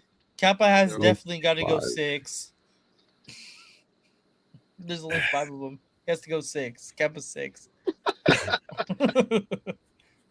I get it. Oh man. Hey, Rogers got his welcome to the NFL moment this week, huh? Yeah. Yeah. So did Porter. Porter was getting caught out of position a couple times. Yeah. I can't remember how many times I screamed at the TV, turn your fucking head. No. I couldn't even rank those right now. At that point, to be honest with you, out of those 5, just put them in any order because I don't think any of them. Our 2 best linemen are hurt right now anyway. Yeah. Yeah, and out of that group, I would probably put Rodgers in front of most of them, to be honest with you. He's got the most potential out of all of them. Didn't you say you like Kappa at center? I said he's better. I think he's better at center than what he's been at guard. He said he loves Kappa at center. And that's not what I said. Go back and watch the video. That's not what I said. You said the Pats traded a first-round pick for him? No fucking way. I don't know that it's true. I didn't think they traded him. I thought he just walked away. He resigned on a napkin. That's how he resigned from the Jets. Yeah. But maybe he was still under contract, and in order to go to the Pats, they had to get something for him. Let me see. That's crazy. Now you got the old man typing in his Commodore 64 trying to get the facts. Mm-hmm. Yeah. He resigned as the on a napkin. That's exactly how he did it. Yeah. Yeah. Okay, here's what it's telling me. Oh, I see who. Oh, okay. Oh my God, I remember every single one of these now. Now that I see this. All right, there's some outlying reasons now too. So obviously Gruden, Raiders to the Bucs. Bill Belichick, Patriots to the Jets, then back to the Patriots. After a brief stint as the Jets coach, the Patriots reacquired Belichick by sending the Jets draft picks, including a 2000 first rounder, 2001 fourth rounder, and a 2002 seventh rounder. Then the Patriots sent some picks back to the Jets as part of the overall settlement. Bill Parcells was traded from the Patriots to the Jets in '97. No way! That was a trade? He was traded to the Jets in exchange for third and fourth round picks of the '97, a second rounder in '98, and a first rounder in '99, plus a charitable donation. Mike Holmgren traded from the Packers to the Seahawks in '99. Seattle acquired Holmgren by giving Green Bay a second round draft. Wow. Herm Edwards was traded from the Jets to the Chiefs in '06. Kansas City sent a fourth round draft pick to the Jets to secure Edwards' contract. I bet the Chiefs will get the fuck out of that one. Now, this one's here is listed as a less prominent trade, but Colts traded Bruce Arians from the Colts to the Bucs in 2012. Oh, actually, I do remember that. Indianapolis received compensation from Tampa Bay for releasing Arians, including draft considerations. I do remember that. Was a release. The most recent one? Uh-huh. Sean Payton from the Saints to the Broncos. When Denver acquired Payton's rights while he was under contract with the Saints, draft pick compensation was included. Really? Because he was I think he was still on suspension, wasn't he? Yeah, I don't know. When that happened, I thought.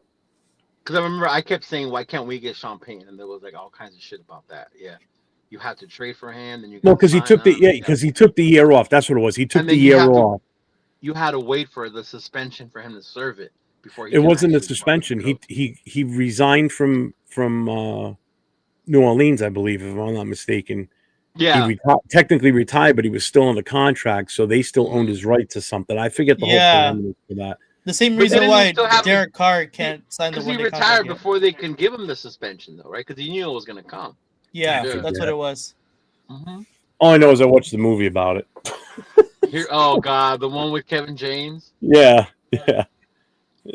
Oh man, Peter's lost y'all. Seen in his interview, dude. He had to be reminded not once but 10 times about Sunday. Once we finish the season, he's going to announce retirement.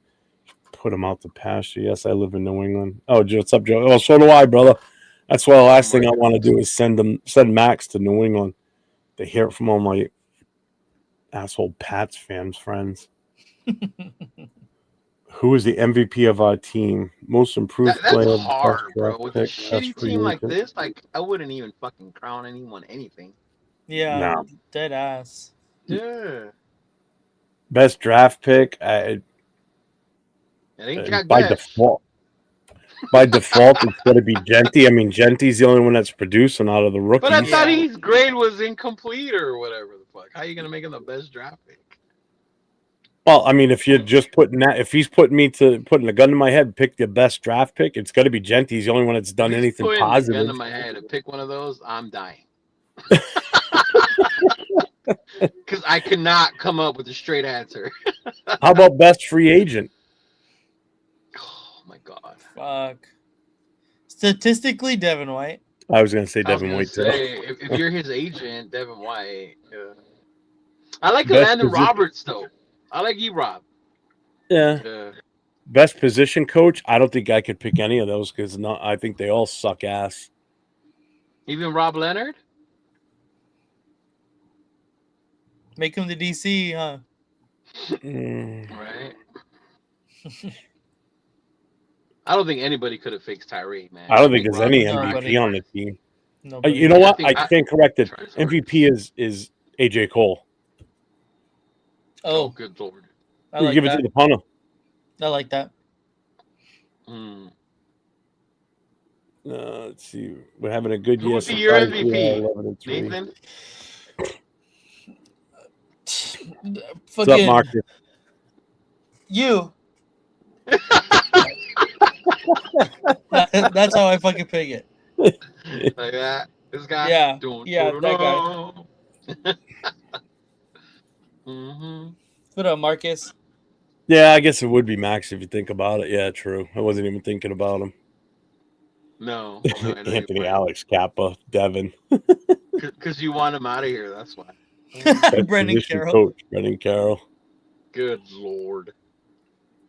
Who's our DB's coach? Oh, I don't know. Let me see.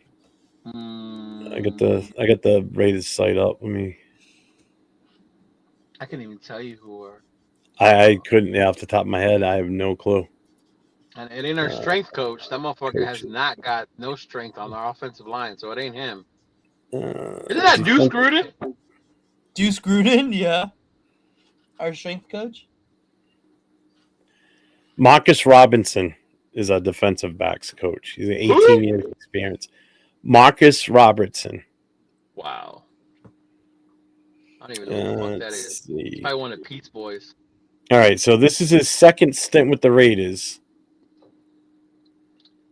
Having spent the 2014 to 2016 as the team's defensive back coach, a 12-year NFL veteran as a player and formerly all-pro safety, Robinson brings with him 18 years of NFL coaching.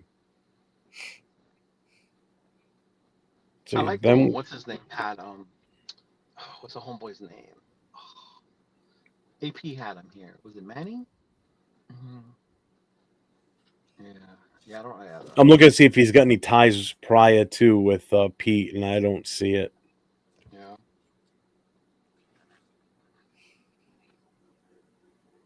Yeesh.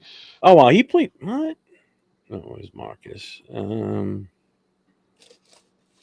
trying to see who he played for. I will never, ever wear a kicker jersey. No? I'm sorry. Never. That is me admitting that my team fucking sucks and our best player is a fucking kicker.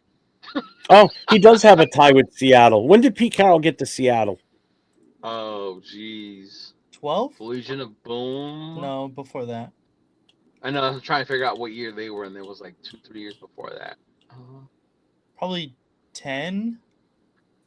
2010? Yeah. All right, so he doesn't have a. He did play for the Seahawks, but it was 01 to 02. Oh, yeah, no way. Yeah, no way.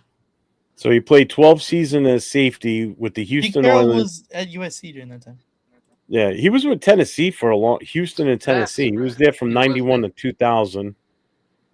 Pete Carroll was running NIL before it was NIL over at USC. Yeah. Yep. Mm-hmm. Just like played the a lot. SEC. Yeah, hey, Just like you know the what? SEC. He must have been pretty decent back in the day. He had 24 total interceptions. 24 is not bad. How many years did he play? 12. Oh, that's a decent career. Yeah. So it's 2 a year. That's not bad. That's more than Stokes has, right? How many Stokes has? More than I think it's more than Namdi too. Yeah. Yeah, but most people didn't throw it to Namdi. And that's the thing. But that's also was just different. a true test on how good he was. Yeah. Namdi was fucking. Ooh, that's the jersey I gotta get. I gotta get me an old school Namdi jersey. Mm-hmm. That would be fire. Mm-hmm.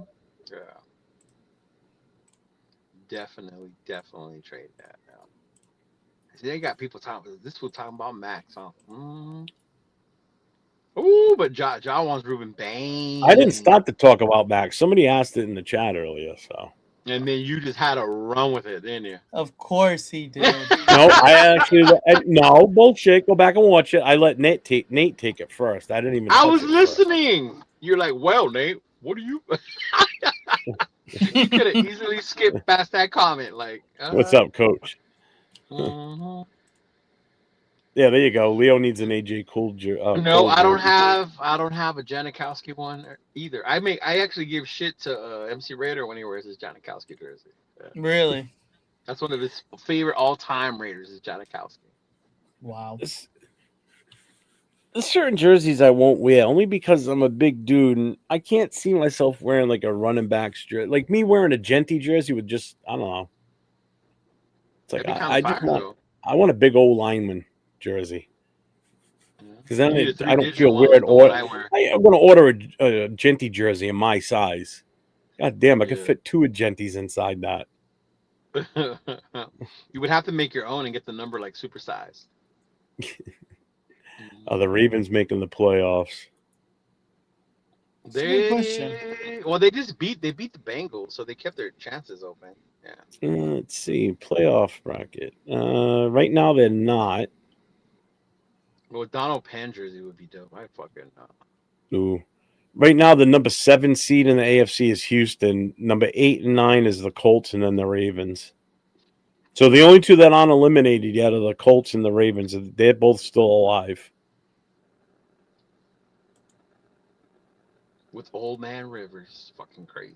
Man Rivers. And imagine they've fallen out of making the playoffs when a little over a month ago they were like possibly the number 1 seed at one point.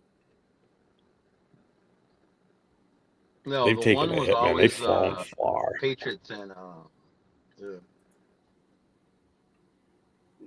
number 1 is the Broncos. Yeah, the Patriots and the Broncos were always the ones. Yeah. Yeah. So right now, Broncos they got the best record in the NFL. They're 12-2. Yeah. So Broncos are number 1, Patriots are 2, Jaguars are 3, Steelers are 4, Chargers are 5, Bills are number 6. Fucking Steelers, bro, are 4, and people were talking about 2-3 weeks ago how they want to fire Tomlin. Yep. And Texans are the number 7 seed. So right now it would be the 2 cents. It would be the Texans going to New England, Bills going to Jaguars, Chargers to the Steelers. Oh, the Steelers will whoop their ass. Yeah, I hope so. On the NFC side, the Rams are the number 1 seed. The Bears are number 2. Oh, because the Seahawks lost? Eagles are number 3. Bucks are number 4. Seahawks are 5. 49ers are 6. And the Packers are 7. Lions aren't even in the picture. Why would you not want the Rams to win, Joe? They're LA. Fuck the Rams. I'd rather have the fucking Rams win than the Buffalo fucking Bills, bro. I would have a million times over rather have the Bills than the I would too, actually. Negative Ghost Rider. Well, you're in New England. It's different for you. This guy because I just want to see them. I hope it comes down to them and the Patriots in the AFC Championship. Mr. Angels fan over here. Of course he would fucking do some shit like that. Why the fuck would you want the Rams to win? My dad's team? See, you have a connection to it. That's why. Yeah. That's like your third piece. Yeah, that's my third. My second, someone else. Yeah. In the NFC, so it would be the Packers at the Bears. The 49ers. Any Raider fan want the Bills to win, y'all? Y'all understand they knocked us? They were our nemesis in the 90s. Dude, look at the rest of look at what's making the playoffs. You want the Steelers to win? Do you want the Chargers? Yes. Patriots or the Broncos? He does want the Steelers. I'd rather have the Steelers. He definitely. I'd rather have the fucking Steelers than all those other teams, bro. Actually, no. I'd rather have an NFC team win this year. I want the Bears to win. Yeah. I'm either with the Bears or the Packers. I would go Packers first because my daughter's a Packers fan, so I would want the Packers because of JJ, Josh Jacobs, and I think that's the other thing too. Okay, the Rams because of Devontae, Yeah. Fuck the Rams. Yeah, dude. What's up, John Leo? It'll weed out some of the Niner fans down here too if the Rams win. They'll become Rams. No, it won't. Yeah. Or maybe some of the Cowboy fans, they'll jump shit. Like, I'm from LA. Maybe some of the Cowboy fans. Maybe. Yeah. Mm-hmm.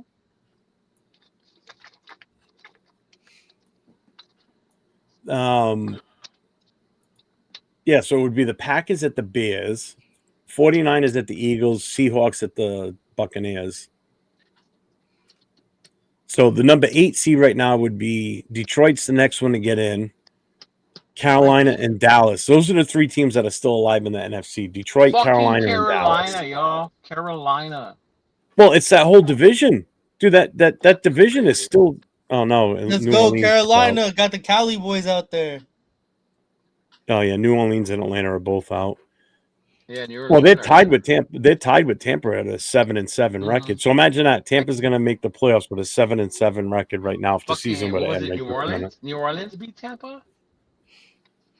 I think so. Yeah.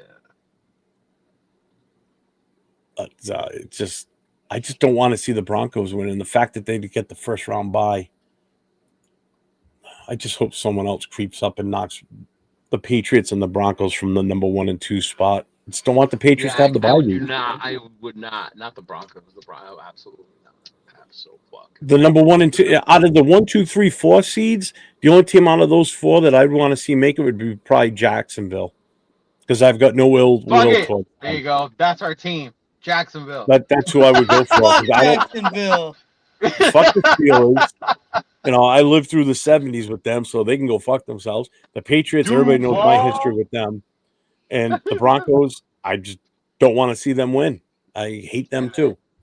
I like Travis Etienne, so I wouldn't mind that. And Jacoby Myers is on there. I think the only one I'd be cool, like maybe Jay's in the chat. What's up, Jay? 2 people or 2 teams, Bears, Bills, and if that ends up being the Super Bowl, I win, in my opinion. What's up, SoCal? And that's what I'm saying. Can you imagine the Rams winning in fucking Santa Clara? Yeah, that shit would be ass. That shit would be badass. That shit would be fucking terrible. That shit would be so fucking lame. No. Arnie wants to know what college jersey you're wearing this year, Leo. I always wear Notre Dame. What's up, money? Always wear Notre Dame. Oh, my 2 cents. I will find the Jackson Dart USC jersey to wear to the Giants game. I mean, I told you I can get you one, but it wouldn't be here in time. It wouldn't be here in time, yeah. Nah, it wouldn't be here in time. Yeah. If the Bills don't win it all this year, then the head coach will probably go, maybe. And that's crazy, bro. Imagine that. Like, A winning team. But again, they've been there so many times. Well, they've been there so many times when it's like, talk about first world problems, huh? Jeez. I know, yeah, right? I wish we had that problem. I just want to see us get to 500. The Dodgers go through it because almost every year people want Dave Roberts fired. But then he wins. He should be fired. See? He's fucking terrible. He gets fucking. He's terrible. Imagine if the Dodgers actually had a good skipper. Imagine. We'd be back to back champions. Wait. They'd be fucking 6 times champs by now. It's coming. No. Yeah. Arnie says Lions, Texans, Super Bowl. Lions are going to get in the playoffs. They're out right now. They're not even in it.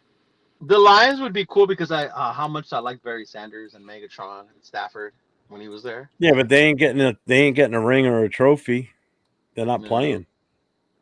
No, but just because of them. I know. The jersey. Yeah. I have always liked Detroit, to be honest with you. And I think that was just because of the whole Barry Sanders thing, for sure. No, for me, it was because of Barry. Yeah. The reason why I started watching football on Thanksgiving, because of Barry, not the fucking Cowboys. Steelers are more of a rival than the Bills. Leo just hates the Bills. I don't know. What is it? Because of the. I told you they were the ones when I was growing up. That's who knocked us out of the fucking playoffs, bro. Yeah, the 50. What was it? 50 something to 3. That was the one. The year that Bo got hurt, right? And then there was another one. Yeah, Cincinnati game. Home. Yeah. Oh man, that was so bad. That was so bad. We were screaming in the Coliseum. We want Buffalo. Just imagine if Bo wasn't as strong as if Bo Jackson wasn't as strong as he was, that injury never would have happened. That just shows you how strong that guy was. But I don't even know if we would have won though, because when you rewatch that game, Howie and them were fucking struggling against the K-Gun. They were gassed, bro. They were fucking gassed. SoCal. Anybody but an AFC West team. Hell yeah. Yeah, for reals. See, I'm with SoCal's plan. Will the Ravens fire their head coach? He had way too much time there with the quarterback that's supposed to be great. Nah. I wouldn't be surprised if he is let go. I really wouldn't. Again, first world problems. I wouldn't mind having that quarterback. Yeah, right? I'm telling you, when you have a winning team, you complain about like shit like that. I wanted to bring up a point for Jeff specifically. Okay, I'll be right back. Hang on. So Leo, he said, "Fuck your point." Just I'll wait for Jeff. It'll irk him. That's why.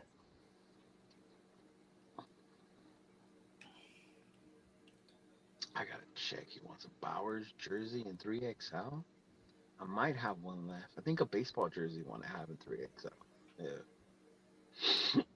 I gotta clear out the jerseys right now. End of the year. You're gonna have a clearance sale, Black Friday. Yeah. Black Friday sale. Yeah, I'm gonna do something like that, like a fucking clearance sale. Get rid of everything and then get ready for Bakersfield. Yeah. Get those for man. those jerseys printed. I got some news, man, about Bakersfield, but I'll probably tell you behind the scenes. Okay, it's not for sure. But if it is, Bakersfield's gonna be lit, man. Ooh, I'm ready. Yeah. He's going with the whole reunion theme, which is kind of cool. Yeah. Okay, that's dope. Yeah. So that'll be dope. Yeah. Although we're gonna be outside, so you know how that shit goes. Oh, it might be fucking hot. Yeah, so I'm gonna have. I get 2 spaces this year, so I'm gonna have my canopy where I have all my merch and stuff. And then I'll bring another one, and then we'll make another Cheeto Lounge. For the fucking Cheeto Lounge.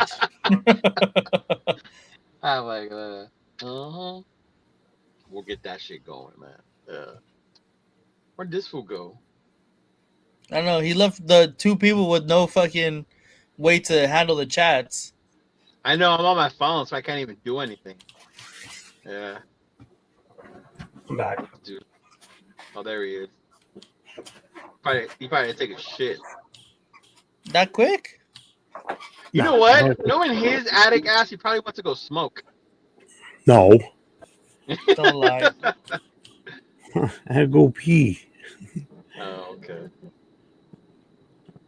All right, Nate. What were you looking for? Was there something specific in the chat that I missed? Or No. So I seen today they asked Tom Brady, "Do you think that you could still play in today's NFL?" He said, "Give me 2 months, and I'd be killing that shit." Damn. He actually said that. Yeah. There's no way he said that. You just opened up a whole can of worms. For the fucking Raider Nation. I seen it today. Fake news. There's no way that's real. I'll look it up. You look it up and you put it on the screen. I seen it today, sir. Give me Brady and draft Mendoza behind him, or more behind him. Well, we definitely better get an offensive line, because other than that, we're going to get Brady killed if that is the case. Yeah. Mm-hmm. But what would he do with his ownership? Because you can't be a player and an owner. You know, for Tom Brady, they'll bend the rules. Right? They put the ownership on hold or whatever the fuck. Didn't they do that for Jordan when he came back? Right? A different league, different rules. Who knows? No, they've changed the rules for him. Yeah. No, and Tom Brady's the golden child, so they probably changed the rules. He is the fucking gold. That's what I'm saying. He's the golden child. Plus, he is. The fucking guy can do no wrong. Mm-hmm. Yeah. Then why aren't they still giving us good calls? Why aren't they swaying games in our favor? Right here. Because even when they try, we blow it. We fucking suck. True. This is 9 hours ago. This is 9 hours ago. What did it say? Fuck, where is it at?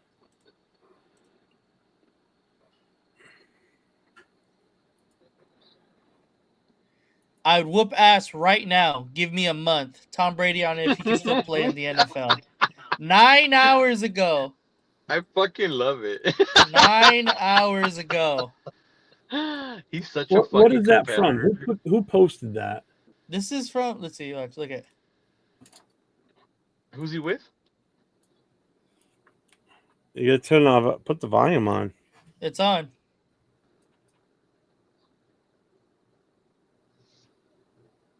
You didn't turn the volume on when you shared it, I bet. Either way, he says that he would whoop ass right now. But what channel is that? Like who is he with? Who is that? This is a podcast with Shaq, the big podcast. Oh, okay. All right. That's crazy. I mean, I'm not surprised he would say that, bro. It's Tom Brady. That's how he is. Mm-hmm. He'd probably bring Gronk with him too. He said, I need 3 more months to get Gronk ready.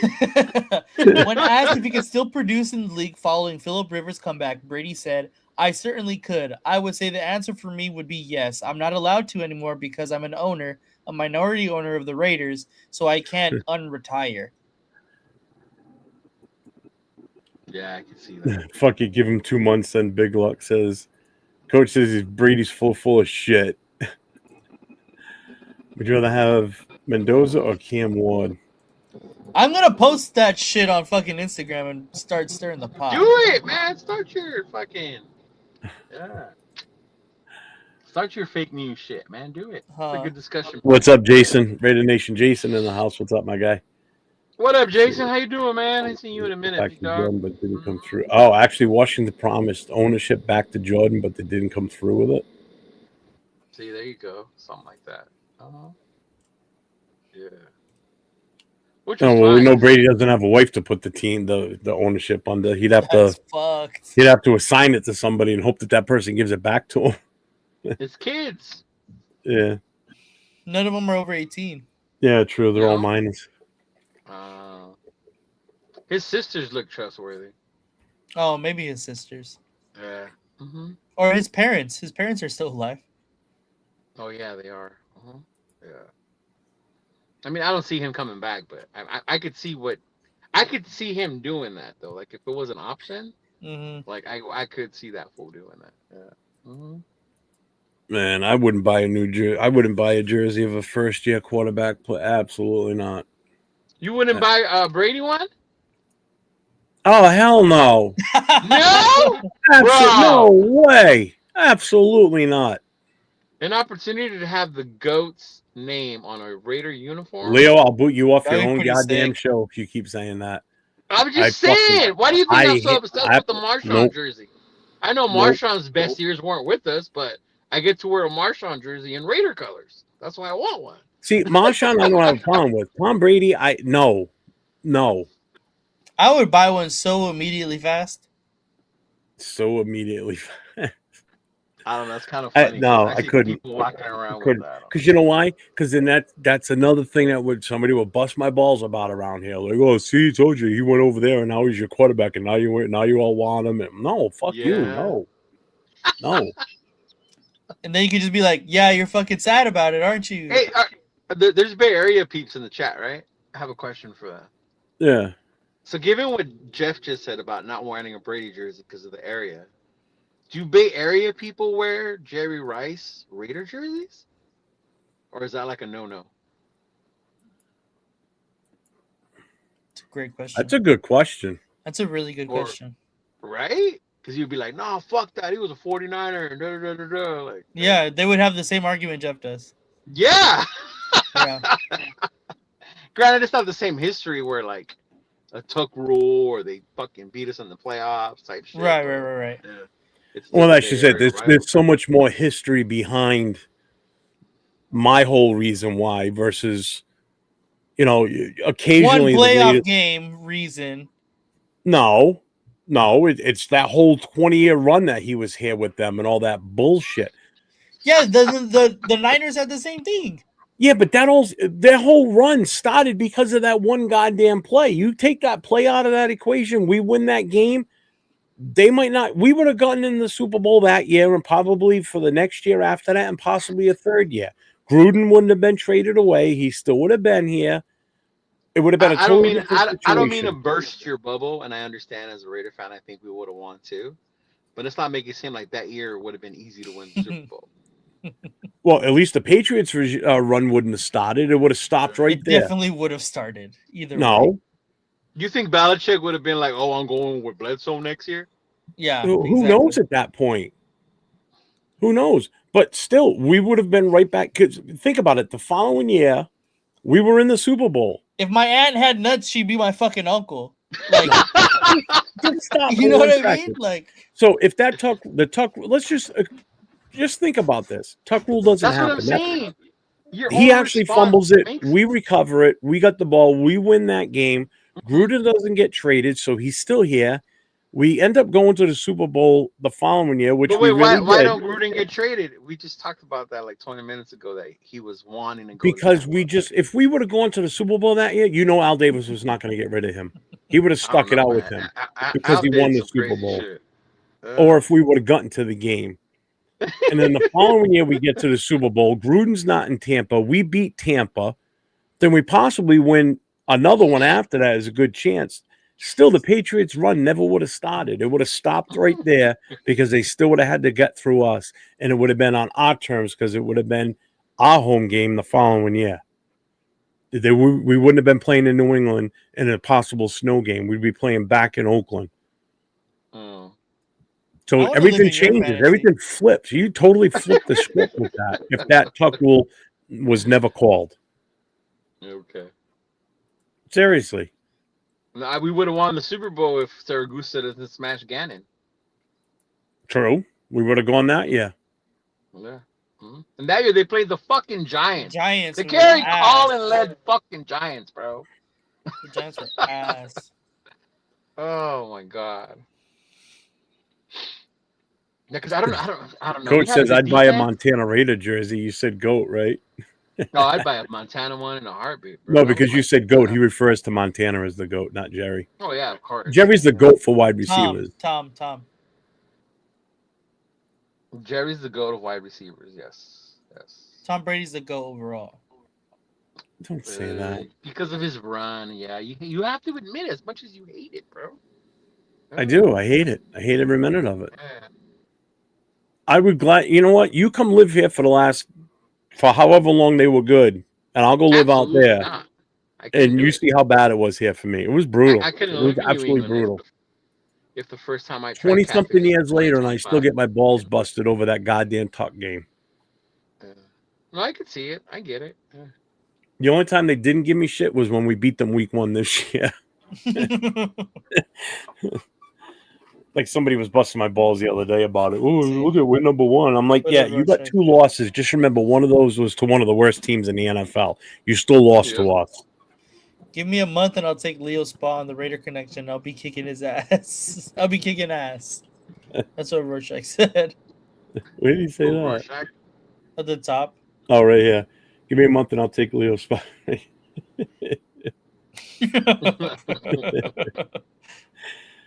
You would miss me. Who will be our next Raider head coach? Here's your all options. Daboll, Joe Brady, Robert Saleh, Clint Kubiak, or Zach Taylor. Saleh. You don't want Brady? I would take Joe Brady, maybe Clint Kubiak, just to start over. I like Saleh, but I still want an offensive-minded head coach. I would take Joe Brady. I think you can get Saleh to bring in a good offensive coordinator. Mm-hmm. If he brings in Daboll, I'm all for it. Yeah. Ooh, yeah. If that is the pairing, then yes. But besides that, I don't know. Yeah. Because then Saleh can still, if you give Daboll total control of the offense, Daboll stays out of it. I mean, Saleh stays out of it. Saleh doesn't even need to hire a defensive coordinator. If you think about it, he can do it himself. It'll be someone that he's like trying to bring up or something, or that he exactly. But he would still be the main head for the defense, is what I'm saying. Yeah. Right. You wouldn't have to go out and get a high-priced defensive coordinator. He could do it himself. You know, and groom someone to kind of take the pressure off of him a little bit. But if we were going like newer or whatever, probably Kubiak. If you wanted to go new. Yeah. If I want to go newer, I say Joe Brady. Yeah. Yeah. The snowplow guy in New England. It's not that's not the first time that it's been an issue in the snow in New England. They had a guy that was on work release from the adult correctional facility here in Rhode Island back in the 70s. He came out with the tractor with the brush on it and moved the snow off the turf so John Smith could kick the win to beat the Dolphins in a playoff game back in like the mid 70s. I figured exactly the year.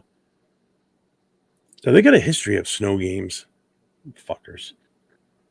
Well, Buffalo's history of snow games is about to end. It's like the I know, Pistons. it's Well, crazy. Syracuse is dead now, so. Hey, I don't talk shit about Syracuse. He's dead. R.I.P. Again, that fucking guy. He ruined that one on us. Don Shula's That's how- grandson gets. But you can't even get mad at him. That's how you played the game back then. Oh yeah, now he'd fuck, man. God knows he would have been fined for that. He would have probably been Yeah. thrown out of the game because that was blatant. It's because of shit like that. Why they protect these bitches so much? Yeah. Mhm. Solid with Dayball. We going to Super Bowl. I'm telling you, I think that would be an awesome combination, Yeah, me too. That's especially if you money. get a young quarterback too. That Tom Brady give me a month comment is horse shit. Since hence why I said that dumbass comment. That's Well- funny though that he would say that, but I see him doing it because that's how he is. You know what I mean? Yeah, for real though. Like he probably won't do it, but that's the kind of shit you would say. Yeah, for sure. Yeah. Like give me a month. So, Shit. all right, Leo, you're going to the game Sunday. Yes, sir. Rate it from a 1 to a 10. What do you think the chances are that we pull this game off? -10. Okay, kind of what I thought too. What about you, Yeah. Nate? I'll give it a -9. What's up, Zigzag? I'm just gonna go flat 0. I think we Yeah, get 0 there's no chance way. in this game. I'm just keeping it real. I mean, I'm not even gonna be like, oh yeah, we got a chance if we do that. There's No nothing way. we can't do anything right. Seriously, anything that happens right for us, it's because we got lucky, or the ball just bounced the right way, or it's something that we didn't design it to happen that way. It just happened. Yeah. That's just the way the season's been. And then the I'm way breaking the my Texans are tradition. acting, I'm bro. not doing the 30-21 score. Oh, now you're gonna fucking jinx us. We're gonna score fucking now 30. Now you're gonna jinx us and we're gonna win. All right, 30-21, we win. All right, I'm thank sticking you. with it. Still picking up the win. Bro, it don't matter if it's fucking Gino, if it's Kenny, if it's Cam, if we go out and bring Derek Carr in this. Dude, it could be God himself back there playing quarterback, and I don't think he would survive. Not with this line. Seriously. Right? So Ross Jack has Our 38-3 O-line, Texans. our offense is just horrible. Yeah. Horrible, man. Ja Raider, we lose by 30. Jay says 0 chance, and for sure, especially with Gino at QB. Yep. Agreed. Who are they playing? We got the Texans Yeah. Sunday in Texas. Houston.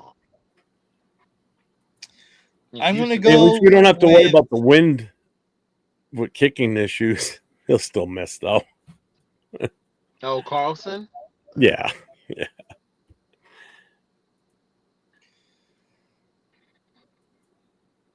35-3. You said Us? 35 Wow, to good job, 3? Nate. Them. Oh, yeah. I don't What do see you them got, putting Leo? up a 30 burger. I mean, I don't know. The Eagles did it quite easily, but it is a And different they offense. took their foot off the fucking gas, bro. They put in Yeah, the they backup did. quarterback. Yeah, in the they fourth did. quarter. Yeah. Mm-hmm. They weren't even trying to run out of bounds to kill the clock or nothing. I mean, there was. I was like, just let the clock run. I'm gonna get out of here. I'm freezing. Yeah. I don't know. I think we lose 28-10. Wow, that's a hefty score for us. Yeah, we get like a garbage time Gen TTD, and then we talk about how good it is. When they were in the prevent defense, where they're just like, fuck it, if they score on us, Yeah. we'll Because then we have something positive to talk about, right? Like, what's the positive? Oh, Hey, we Gen put T got points on the board. Genty scored, yeah. Yeah. Who's your MVP? Genty, you got a touchdown. Right? Yeah, I'll stick with it just so I don't jinx us. 30-21, we win. 30-21.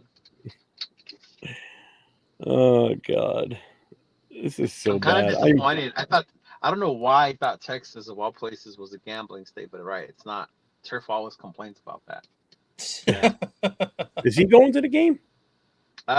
He said he was gonna let me know. He's gotta go do something about picking up a car.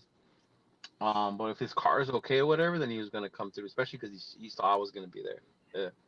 Mm-hmm. Jay, 28-6 Texans. Cash Money Carlson with 2 field goals, or more like a Genty touchdown run, and Carlson misses the extra point. I like Jay score 28-6, but it's 6 because Cash Money makes the extra point. Missed the extra point. Arnie says 31-0 again. Going back to back with the zeros. Since Nate's not going to the game. No, he's not. Mm-mm. No. Since Nate is going to the Giants game though. He's going when we play the Giants. Mm-hmm. Going to the That's Giants next game. week. Yeah. Just think. Looking for my Jackson Dart jersey as we speak right now. Are you looking for one for real? Yeah. Oh, trust me, Will, but we know, man. We're trying. The fans are undefeated. We still show up for games. We still show up on these shows and talk about the team. We still love the team. We still rep the Raiders 24/7, 365 days a year. That never changes. You know. But you said Philly was louder on the tailgate. Oh my God. What? Oh, that was just the system that guy had. I mean, he pulled up on a trailer with the stuff. You know, Chris just had a DJ, something you were playing a party in a hall or whatever. This guy, I think this guy's like a local radio guy because he was talking as if he was on the radio. Like he was actually talking about a radio station as he was hyping up shit on the mic. And so I think this guy was like a legit, like radio type DJ type guy. I mean, he had the power. I mean, that system he had was massive. I wonder how come JT never does that, huh? Just brings his radio station out to the tailgate instead of being. I don't know. Good question. Tyler says we lose 31-3. Money Chucks 23-6 Texans. Gino calls in sick. 7-0. Jonas says it's going to be 24-0 at halftime. It probably will. Like if you ever had a time to sit out and be like, I'm done taking the beating this year, like this would be Gino's opportunity to do that, right? Yeah. But the motherfucker's coming back. He's addicted to pain. That's all I can tell. He likes getting hit. That has to be studied, man. Like maybe he's got when people say these guys don't want to play or nobody out there wants to play. Like clearly, the one guy out there that wants to play. No, Wilbur. Unfortunately, we're more than just more than just a quarterback away. We need so much, man. Oh, we're way more than a quarterback away. Yeah, we need a wide Texans receiver. winning this one. Sorry, guys. We We know Blade. I mean, if you listen to the score predictions, I mean, none of us. I'm the only idiot that's still picking us to win with a winning score of 30 points. So I'm only doing that because I don't want to jinx it because I've been doing 30-21 all season every week. So it's your fault we're on this 8-game losing streak. Oh, yeah. Blame me for that one. Yeah. Yeah. Gino, 10 sacks and 2 interceptions plus 20-minute ball possession, 3 for 12, third down conversions. Jesus, my arm's really breaking it down. Last week we had, 40 plays? 40 plays? Yeah, 40 plays. Mm-hmm. Oh, bro, Money Chuck, I'm telling you right now, bro. I don't give a fuck who scores, man. I fucking cheer when we score. I fucking cheer when we score, man. Yeah. Mm-hmm. It could be fucking Gino running it in, and I'm going to fucking cheer like if it was fucking Hostetler out there. I think in all honesty, on Sunday, the only time I cheered was when Max sacked Jalen. That was like the only thing we had to cheer about, right? Yeah. Yeah. That was it. Think of anything else? That, and I think one of Cole's punts landed at like the 15-yard. It bounced inbounds and then went to the sideline. I think I And that clapped for was those. right in I don't front of cheer me, for so those. I saw that one as clear as day. Other than that, Yeah. nothing. Yeah, I clap for punts. I don't cheer for Jackson punts. Dott's gonna put 20 up on us. I hope so. Jim Plunkett, the GOAT. All right. Rated Jamal -7 to 30. We probably could be the first team in NFL history to score -7 points. We're that bad. Are you wearing the Dot jersey from Leo? I didn't get one from Leo. I just totally forgot to ask him, to be honest. Totally forgot, and then it's too late now to get it on time. So yeah. So Coach says, I don't think the league believes that. There's just something they say to low-key mock the Raiders. Thing is, if the league is better with the when the Raiders are good, then the league has been bad for years. And they're still making money hand over fist. No, that's just something that fans say, that the league is better when the Raiders are good. Yeah. You mentioned this last night too. Yeah, it's because he stayed faithful to the Bay. Because he was. Which I mean, I guess I kind of get. Yeah. I mean, that's where his following is in that area, because there were people from San Fran that were listening to him anyway. Right. Yeah. Mm-hmm. So you stay where your followers are. I mean, that's why Cisco said yesterday, like he made it. He stood his ground. He said as much as he loved the team, he was going to stay local to his area first. Yeah. Mm-hmm. So Nico says, I love this team, but had to stop watching early this season. I hope we keep Pete so we at least have any consistency in coaching. I get that, though. Mm-hmm. Well, yeah, I mean, it goes along the line of, just the only consistency we have is turnover in coaches. Yeah. Because if you think about it, in the whole Chicago plan, they did that too. They stayed with Eberflus's punk ass. Yeah, they did. Yeah. Caleb some want Mendoza, some don't. I'm still. I think my thing, and it's not even about not wanting Mendoza. It's just like, if we have the number one pick, so regardless of what quarterback you want, whether it's Mendoza or Moore, whatever, right? Mm-hmm. Like the shit you can get for that number one pick that can help us get better, kind of like what Chicago did, right? Yeah. They could have took Bryce, they could have took CJ, good quarterback CJ, but it was like how they got better off of that. That would be my whole thing. It's like you have that opportunity to do that if you. Yeah, and that's what Nate was saying at the beginning when we were talking about it. It's because we've got so much to fill and just not enough. I guess how do you want to say it? You just don't have enough currency to cover it all. Is basically what it is in a way, Yeah. Because I mean, even the Texans doubled down that year. They drafted Will Anderson and CJ Stroud that same fucking draft. So some teams are willing to make the fucking moves like that. Yeah. Mm-hmm. Well, and again, we know that Pete doesn't stay still in the draft. He jumps around. I'm second guessing some of the moves he made this past season in the draft, but was it Pete or was it Spytek? Well, either one. Well, we didn't know what Spytek would do because he's never been in the full GM position before. But like I went back and looked at his history in Tampa Bay, and the time that he was there, the GMs that were with him moved around the draft a little bit. I think I tallied it up. Like through Pete's years, he's moved back and gotten multiple picks pretty much every year he was in Seattle, I think, except for 1 year. I think if Pete had control of the draft, he would have had more defenders on the top end of the draft. Possible. Again, we don't know how much say he had in those picks either. How much of it was Spytek.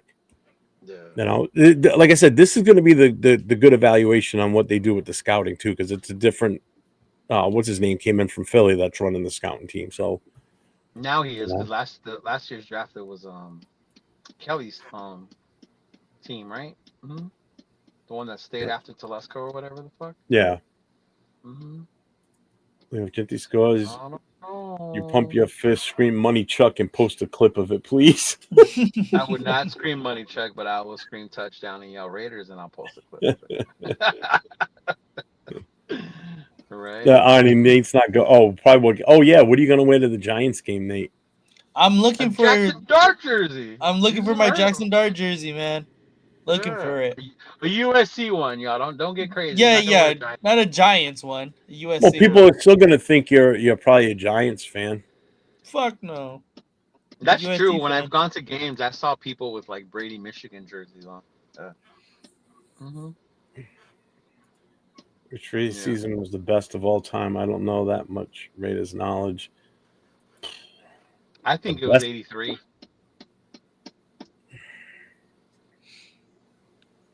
It's a toss up between that one and 76. Yeah. Because that offensive line in 76 was just amazing. But then you look at what we had in 83. I mean, that was just a finesse team. Fucking Marcus, bro. Marcus! Yeah, well, that's what I mean. It was a finesse team. You know, the 76 team was a gritty, punch you in the mouth and not look at you twice. You know, the 83 team was just, we're just going to outrun you. You're going to be exhausted. You know? Yeah, that 70s team was the one that finally got over the hump with Pittsburgh. Yeah, and again, we beat the Vikings, who was the odds-on favorite to win that game too. We never even should have won that game technically because the Vikings were fucking tough. Another 0-4 team in the Super Bowl. The Purple People Eaters. Yeah, she missed the playoffs and still ain't doing shit. Yep. Well, that's because the Broncos are dominating this year, bro. And the Chargers ain't no punks either. Mm-hmm. Yeah, Wilbur. That's why I heard what Nathan said earlier. It's like, you don't even have to worry about competing with the NFL. We got to worry about competing within our own fucking division. Yep. Yep. Yeah. What's up, G fam? I didn't mind the dude they got when we went to Vegas, but he only lasted a year as our announcer. Fuck is his name? Oh man, I forgot his name. He's the one that came up with jackpot, baby, every time we scored. Yeah. I know who he's talking about. He only lasted a year though. Does he do the radio? No, he did the radio. He was the voice of the Raiders our first year in Vegas. Yeah. Yeah. The fuck was his name? Oh my god, I can't remember his name. But I liked how he did that. He was making it like a Vegas thing, like jackpot, baby. Like, yeah, it was pretty dope. Mm-hmm. Yeah, that was dope. Yeah. But then now it's that one dude, right? What's his name? I don't even hear them no more. Oh, there you go. Jay saying the old Miss Jackson Dot jersey. Not the old Miss. Man, the USC one. Devontae fire Andy Reid. Yeah, I'm fine with that too. Fire Andy Reid, but I don't want him here. You wouldn't want Andy Reid here? No. Why? I don't know how well he would be perceived here, to be honest with you. Oh, I don't know how many Raider fans. I don't think that many Raider fans would be in favor of it. What? Oh my god! Why not? We must. What Raider fans are you talking about? I just don't think I'd want him here. I don't. We're like, fuck that. We'd rather have Gruden. Like, get the fuck out of here. Oh no, fuck you. I never said that. I'm the last person that wants Gruden. Trust me. I want nothing to do with another Gruden run. Oh man. I don't know. Maybe. I don't know, man.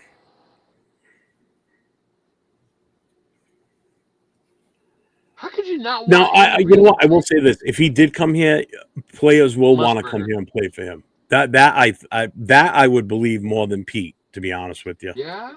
I think players would come here because of him. I think he would have that draw. Oh man. That would change things, because then I think you would probably get some better free agents at that point. If like Pete stays here, I don't think free agents will want to come here. Before they even drafted Mahomes, man. He had that shit set up, and then they got Mahomes, and then they went on their fucking run. Yeah, but Alex Smith was no slouch of a quarterback either, though. He wasn't bad. Yeah, but he was no superstar either.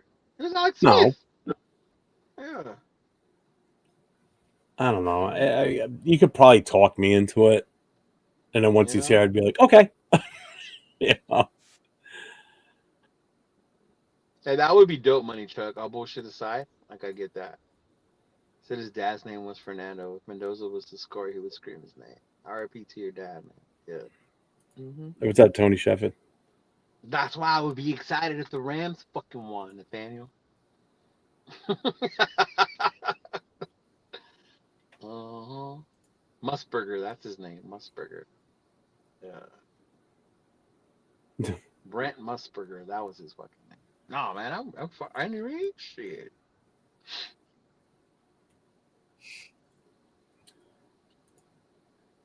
He built a winner in Philly. What's up, Vendura from Denmark? What's going on, man? Yeah, man, from Denmark. Brent Musburger, yeah. I think we beat New York and oh god, imagine if we win the last 2 games. It'd be nice to we win, but that would fuck everything up. If we win the last 2 games, there will be a revolt within the Raider Nation about how it's our fault. Those of us who go and want them to win. Because I honestly believe right now, I think the nation's split 75 want to lose and 25% want to win. I think it's shifted more towards losing to get that number 1 pick. I honestly think that's where we're at right now. Yeah. I'm seeing more and more people saying we just lose. Whereas a few weeks ago, people were still kind of on the fence with it. But I think more and more, if you watch the chats, there's more and more people in the chat saying just lose outright the rest of the way. They were saying that shit last I mean, we don't have to try hard to lose because we're that bad, so it's not like it's out of the question. It was the Jacksonville game that we won last year, right?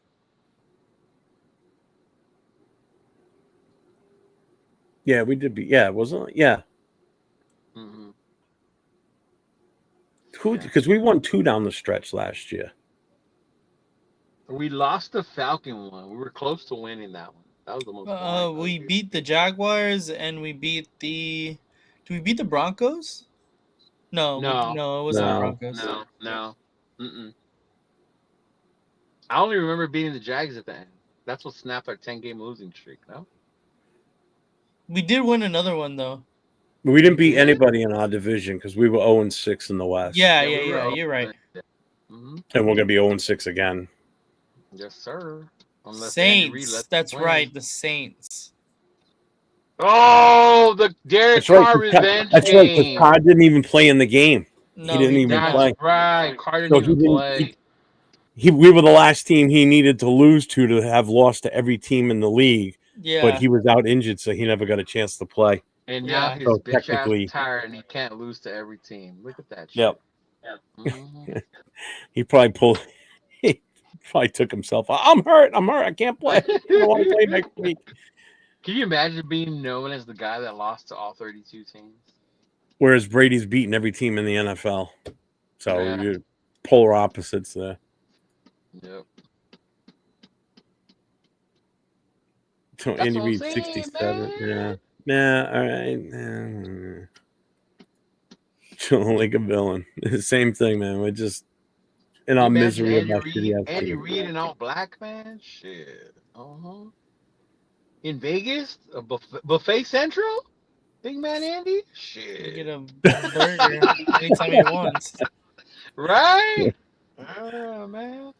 You know there'll be like an Andy Reid burger and some shit like that. Jamas, this is the first time ever I've ever hoped we lose. See? I mean, just look at the chat. Everybody's saying lose. Yeah, it was the Saints. My coworker's a Raiders fan and keeps hoping they get Murray. He must work with Nathan. I don't mind Kyler Murray, man. I like Kyler Murray, so I can't. I do too. Yeah. It's not about wanting to win. We all want to win. We just suck enough to not be able to win either way. Yeah.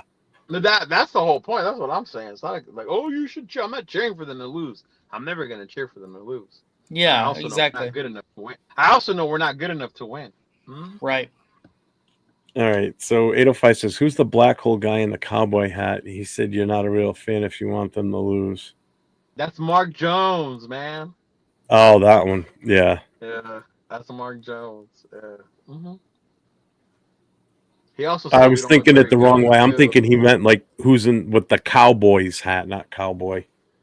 Yeah, no, Yeah, Cowboy. that's Mark. Yeah, It's the yeah. 20 season when Gruden went for the win field goal against the Cowboys. We could have had Nick Bosa. We ended up fourth pick, Colin Farrell. Yeah, He hey, he's still would have still in the probably league. paid Clee. Yeah, Gruder probably still would have paid Clee.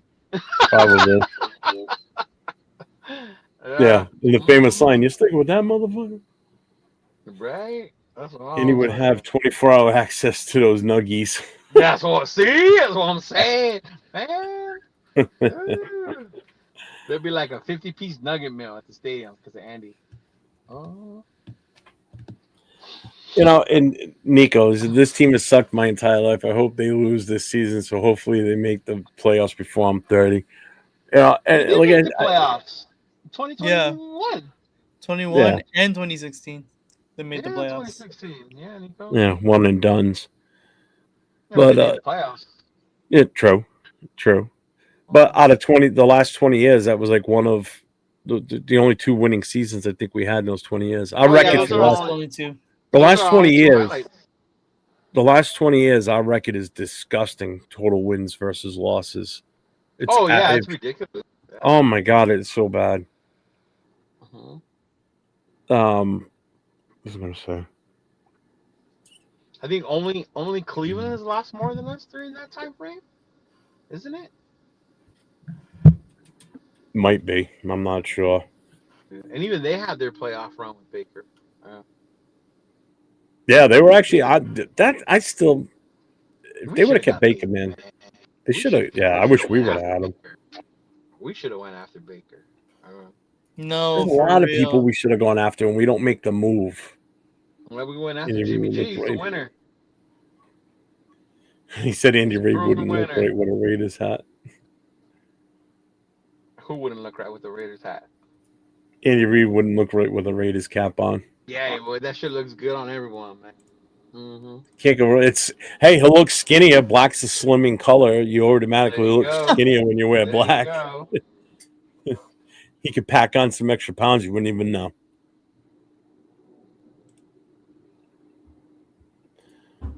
Well, we did the predictions. Leo, when you're leaving what Saturday? You said or Friday? No, Friday at 5 a.m. is my flight. Damn. Mm-hmm. So, are you doing anything down there? I know Tanya said something about possibly having a setup for you guys. You guys going to plan anything or? I don't know, because I don't like to do stuff like that unless it's like set up like way before, and I know that's what I'm doing. I want to go enjoy it, you know. Yeah. Well, the downside Sometimes you is don't too really is get it to depends on enjoy how it. loud it is around you because it doesn't come over well on this side when you're Yeah, I watching the know. show. Yeah. Because I know But I mean, I have the I setup jumped in now. live Saturday. Was it Saturday? A Friday night, and I had to go outside. They couldn't even hear me. Yeah, I So know, but I have the condensed mics and all that stuff now, so and the headset, so we can hear. But it's just, but it's like I don't know. It seems like at that point, like you stop to have fun to do that. Yeah. yeah, Like even when I was in Rosarito, like I couldn't really like enjoy myself till I was done with that part of it. Yeah. Mm-hmm. and that was a pain in the ass for you because I remember watching you try and get that set up. The sound and the issues you guys were having at the start was bad. Yeah, then that, and then they weren't sure if they had the Wi-Fi. One of the power, I think, outlets didn't work. Yeah. Mm-hmm. We need the number one pick to have a chance of getting a top The head top coach. piece. Yeah. Yeah, that part too. Mm-hmm. That's true. 805. Dude, 805 would lose his shit if we go to the draft in Pittsburgh, and then he hears with the number one overall pick the Raiders select Jeremiah Love. Thanks, G fam. I will lose my shit too. Mm-hmm. I would absolutely fucking lose it. Right. But see, that's what I'm saying. There's so many people oohing and eyeing over Mendoza. Imagine what they're willing to give up to get him. Yeah. Exactly. That's the part I want people to open their eyes to, you know? Yeah. Mm-hmm. Put Andy Reid in Leo's big ass Raider hat, and he'll look like 100 pounds slimmer. I do got to take that with me. Yeah. So Jar Raider says, "I hope Jackson Dot and Andy Reid beat us. If we win, we'd be sitting back at the 7th pick." Yeah. Well, we've been on for almost 3 hours. So there's going to be no Raider connection tomorrow night. Because not Raider connection. Raiders coast to coast. You're like Pete Pretty Carroll. much the majority of the show just Nate and I anyway. So same shit we've talked about today. When I was just going to regurgitate it tomorrow. So and next week is Christmas Eve is next Wednesday, so there will be no Raider connection next Wednesday. There'll be no Raiders coast to coast Christmas night. These guys aren't down to come on the 24th. Huh? No, I'm busy. I'm hella busy. All day, even in the morning? I have work. Oh, you have to work. I'm off that day. Yeah. He's in the medical profession, so I was gonna say I can't. We're open 24 hours, 360. Yeah. They don't close for holidays. If they do, people are gonna start stacking up outside.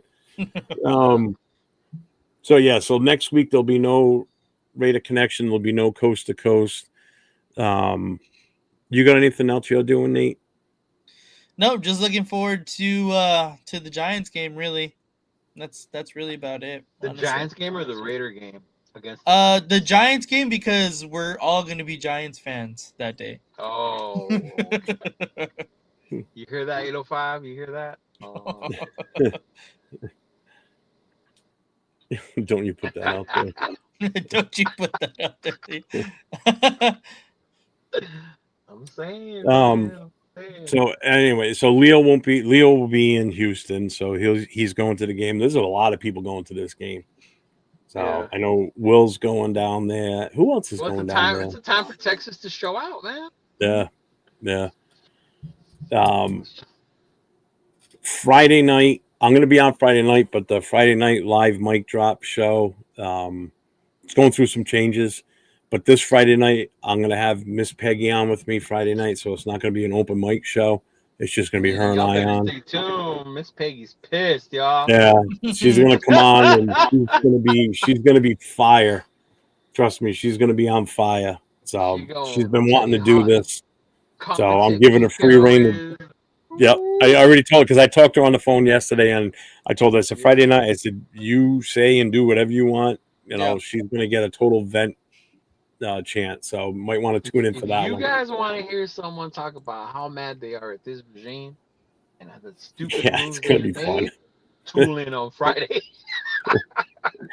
So 9 o'clock Eastern time, 6 o'clock Pacific. We'll be on Friday night. Saturday, I'll be in Houston. It'll be 8 o'clock for me there. Yeah, because Houston's an hour behind me. Saturday night, the Raiders' last call. The last call's no more. So the Saturday night last call show is coming off the air effective immediately. So there will be no more last call on Saturday night. And the Monday morning quarterback show has been also terminated. So there'll be no Monday morning quarterback going forward for the rest of this season.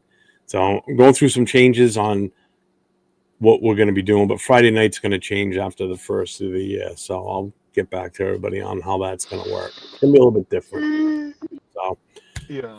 Oh, we got a super chat here from G-Fan. Question: if we can steal Linderbaum from the Ravens in free agency, what does each of your O-lines look like with him and current players, and who else do you like in the upcoming free agency? Well, Linderbaum's my number one.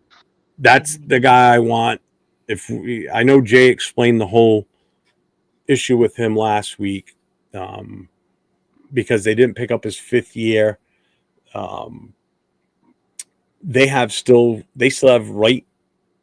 the first rights to him, I believe, right? Isn't that what it is? Or they have the right to. They can match, but he doesn't. They can match. That's what it is. Yeah.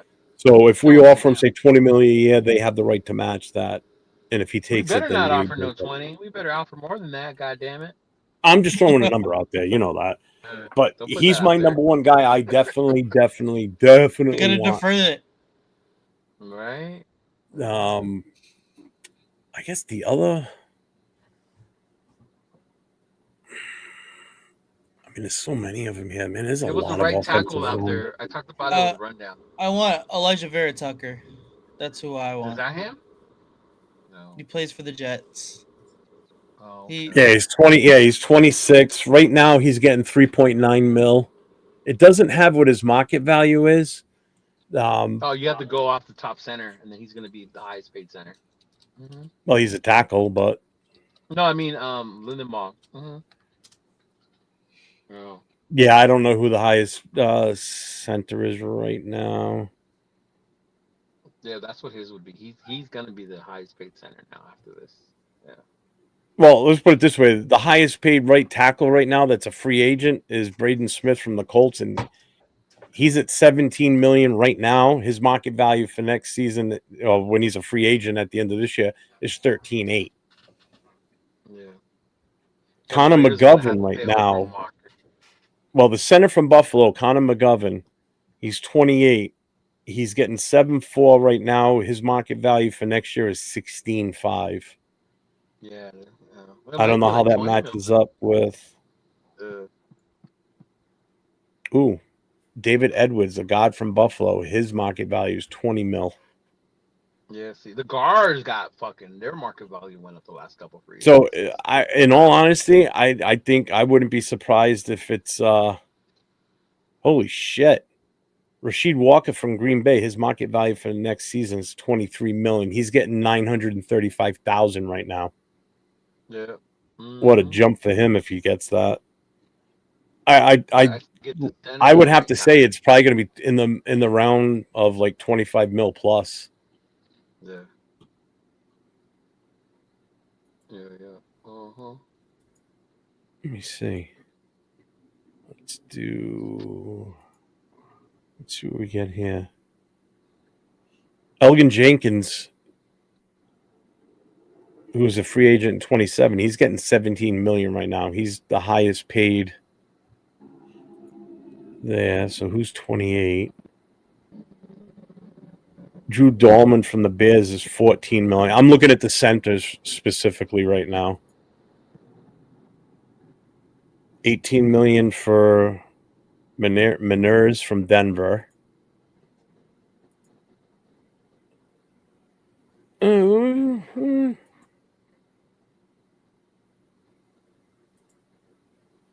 I'm seeing the highest right now is like 17, 18 for a center.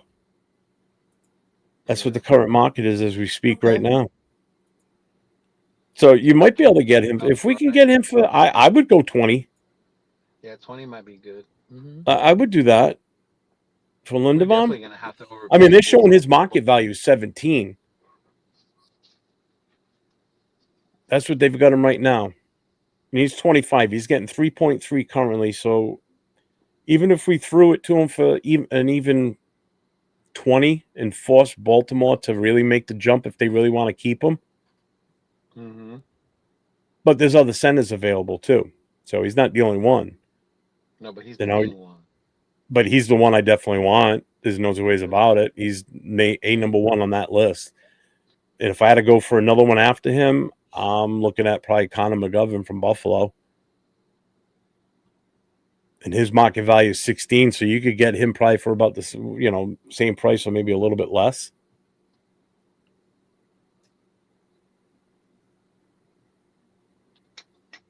Oh, that was a good question. I never even thought about who else for offensive line. Tackle. Yeah, center. Right definitely right tackle, because that's the other one I was just looking at too. Like what's out there for right tackles. Let's see. I'm looking for youth too. I'm not looking for older guys. Elijah Vera Tucker.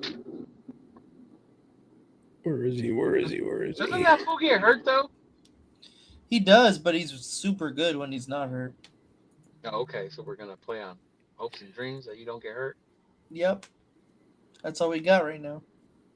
He's 26. Yeah, Elijah Vera Tucker is 26. Yeah, but if the Jets are seriously looking at getting if they make a move for a quarterback, they're not going to let him go. I don't know. They won't let him go. I guarantee they won't. Of Quentin and Sauce, that was their big paydays. And because they traded them away, they've got the money now too. They're gonna have cap space to spend.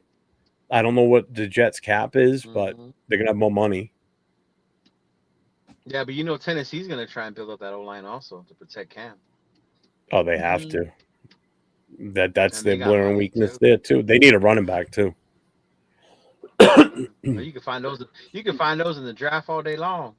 You can find those at the local fucking supermarket working the counter.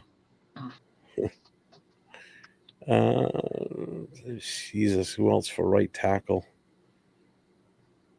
Jonah Williams isn't bad. He's 28. He's looking at you like, I thought you said we were signing off. I know. Well, hey, he asked the question, time off. Lindenbaum. Yeah, everybody else is saying Lindenbaum. I mean, that, without a doubt, that's a number one guy. But, all right, I'm good. All right, man. I'll see you. All right, everybody. See you all Friday night. Leo, have a good trip. Safe trip. Have fun. Sir. And as always, everybody, stay safe. Go Raiders. Make sure it's the right outro. Yep, I took it out. And there's only one here. I only have the one. It's not the right one. I'm going to go with this one. I think this is it. We'll find out, won't we? Thanks for the super chats. I appreciate everybody. Have a good Raider Nation. It's time to connect. Leo, Jay, Nate, Jeff, Rod. Yeah, silver and black. The crew is insane. Breaking down the madness before you can blink. Another week, wow, another storyline. But the Raider connection keeps it all in line. From Vegas lights to the East Coast grind, we talk that truth, no filter, no rewind. Four voices strong, so buckle in tight. It's time to bring the nation to life tonight. This is the Raider Connection Show, where the silver and black stories flow. Leo, J, Nate, and Jeff on go, breaking every play down blow by blow. R-N-4-L, you already know. Welcome to the Raider Connection Show. Leo with the facts, breaking down the scene. Jay brings a fire, keeping takes real mean. Nate on the road with the vibe and the view. And Jeff swings heavy when the nation needs truth. Wins or losses, we show up proud. Raising Raider Nation, loud and loud. Hit that chat, pull up, don't wait. This is family, this is connection, this is fate. Silver shields up, the energy grows. Four voices united everywhere that it goes. Every first down, every heart rate hit. Raider Nation stay locked, we don't quit. This is the Raider Connection Show, where the silver and black stories flow. Leo, J, Nate, and Jeff on go, breaking every play down blow by blow. R-N-4-L, that's how we roll. Welcome to the Raider Connection Show. So grab your drink, hit subscribe, let's ride. Raider Nation strong, we never divide. From kickoff to the final echo, you're tuned into the Raider Connection Show. Hey!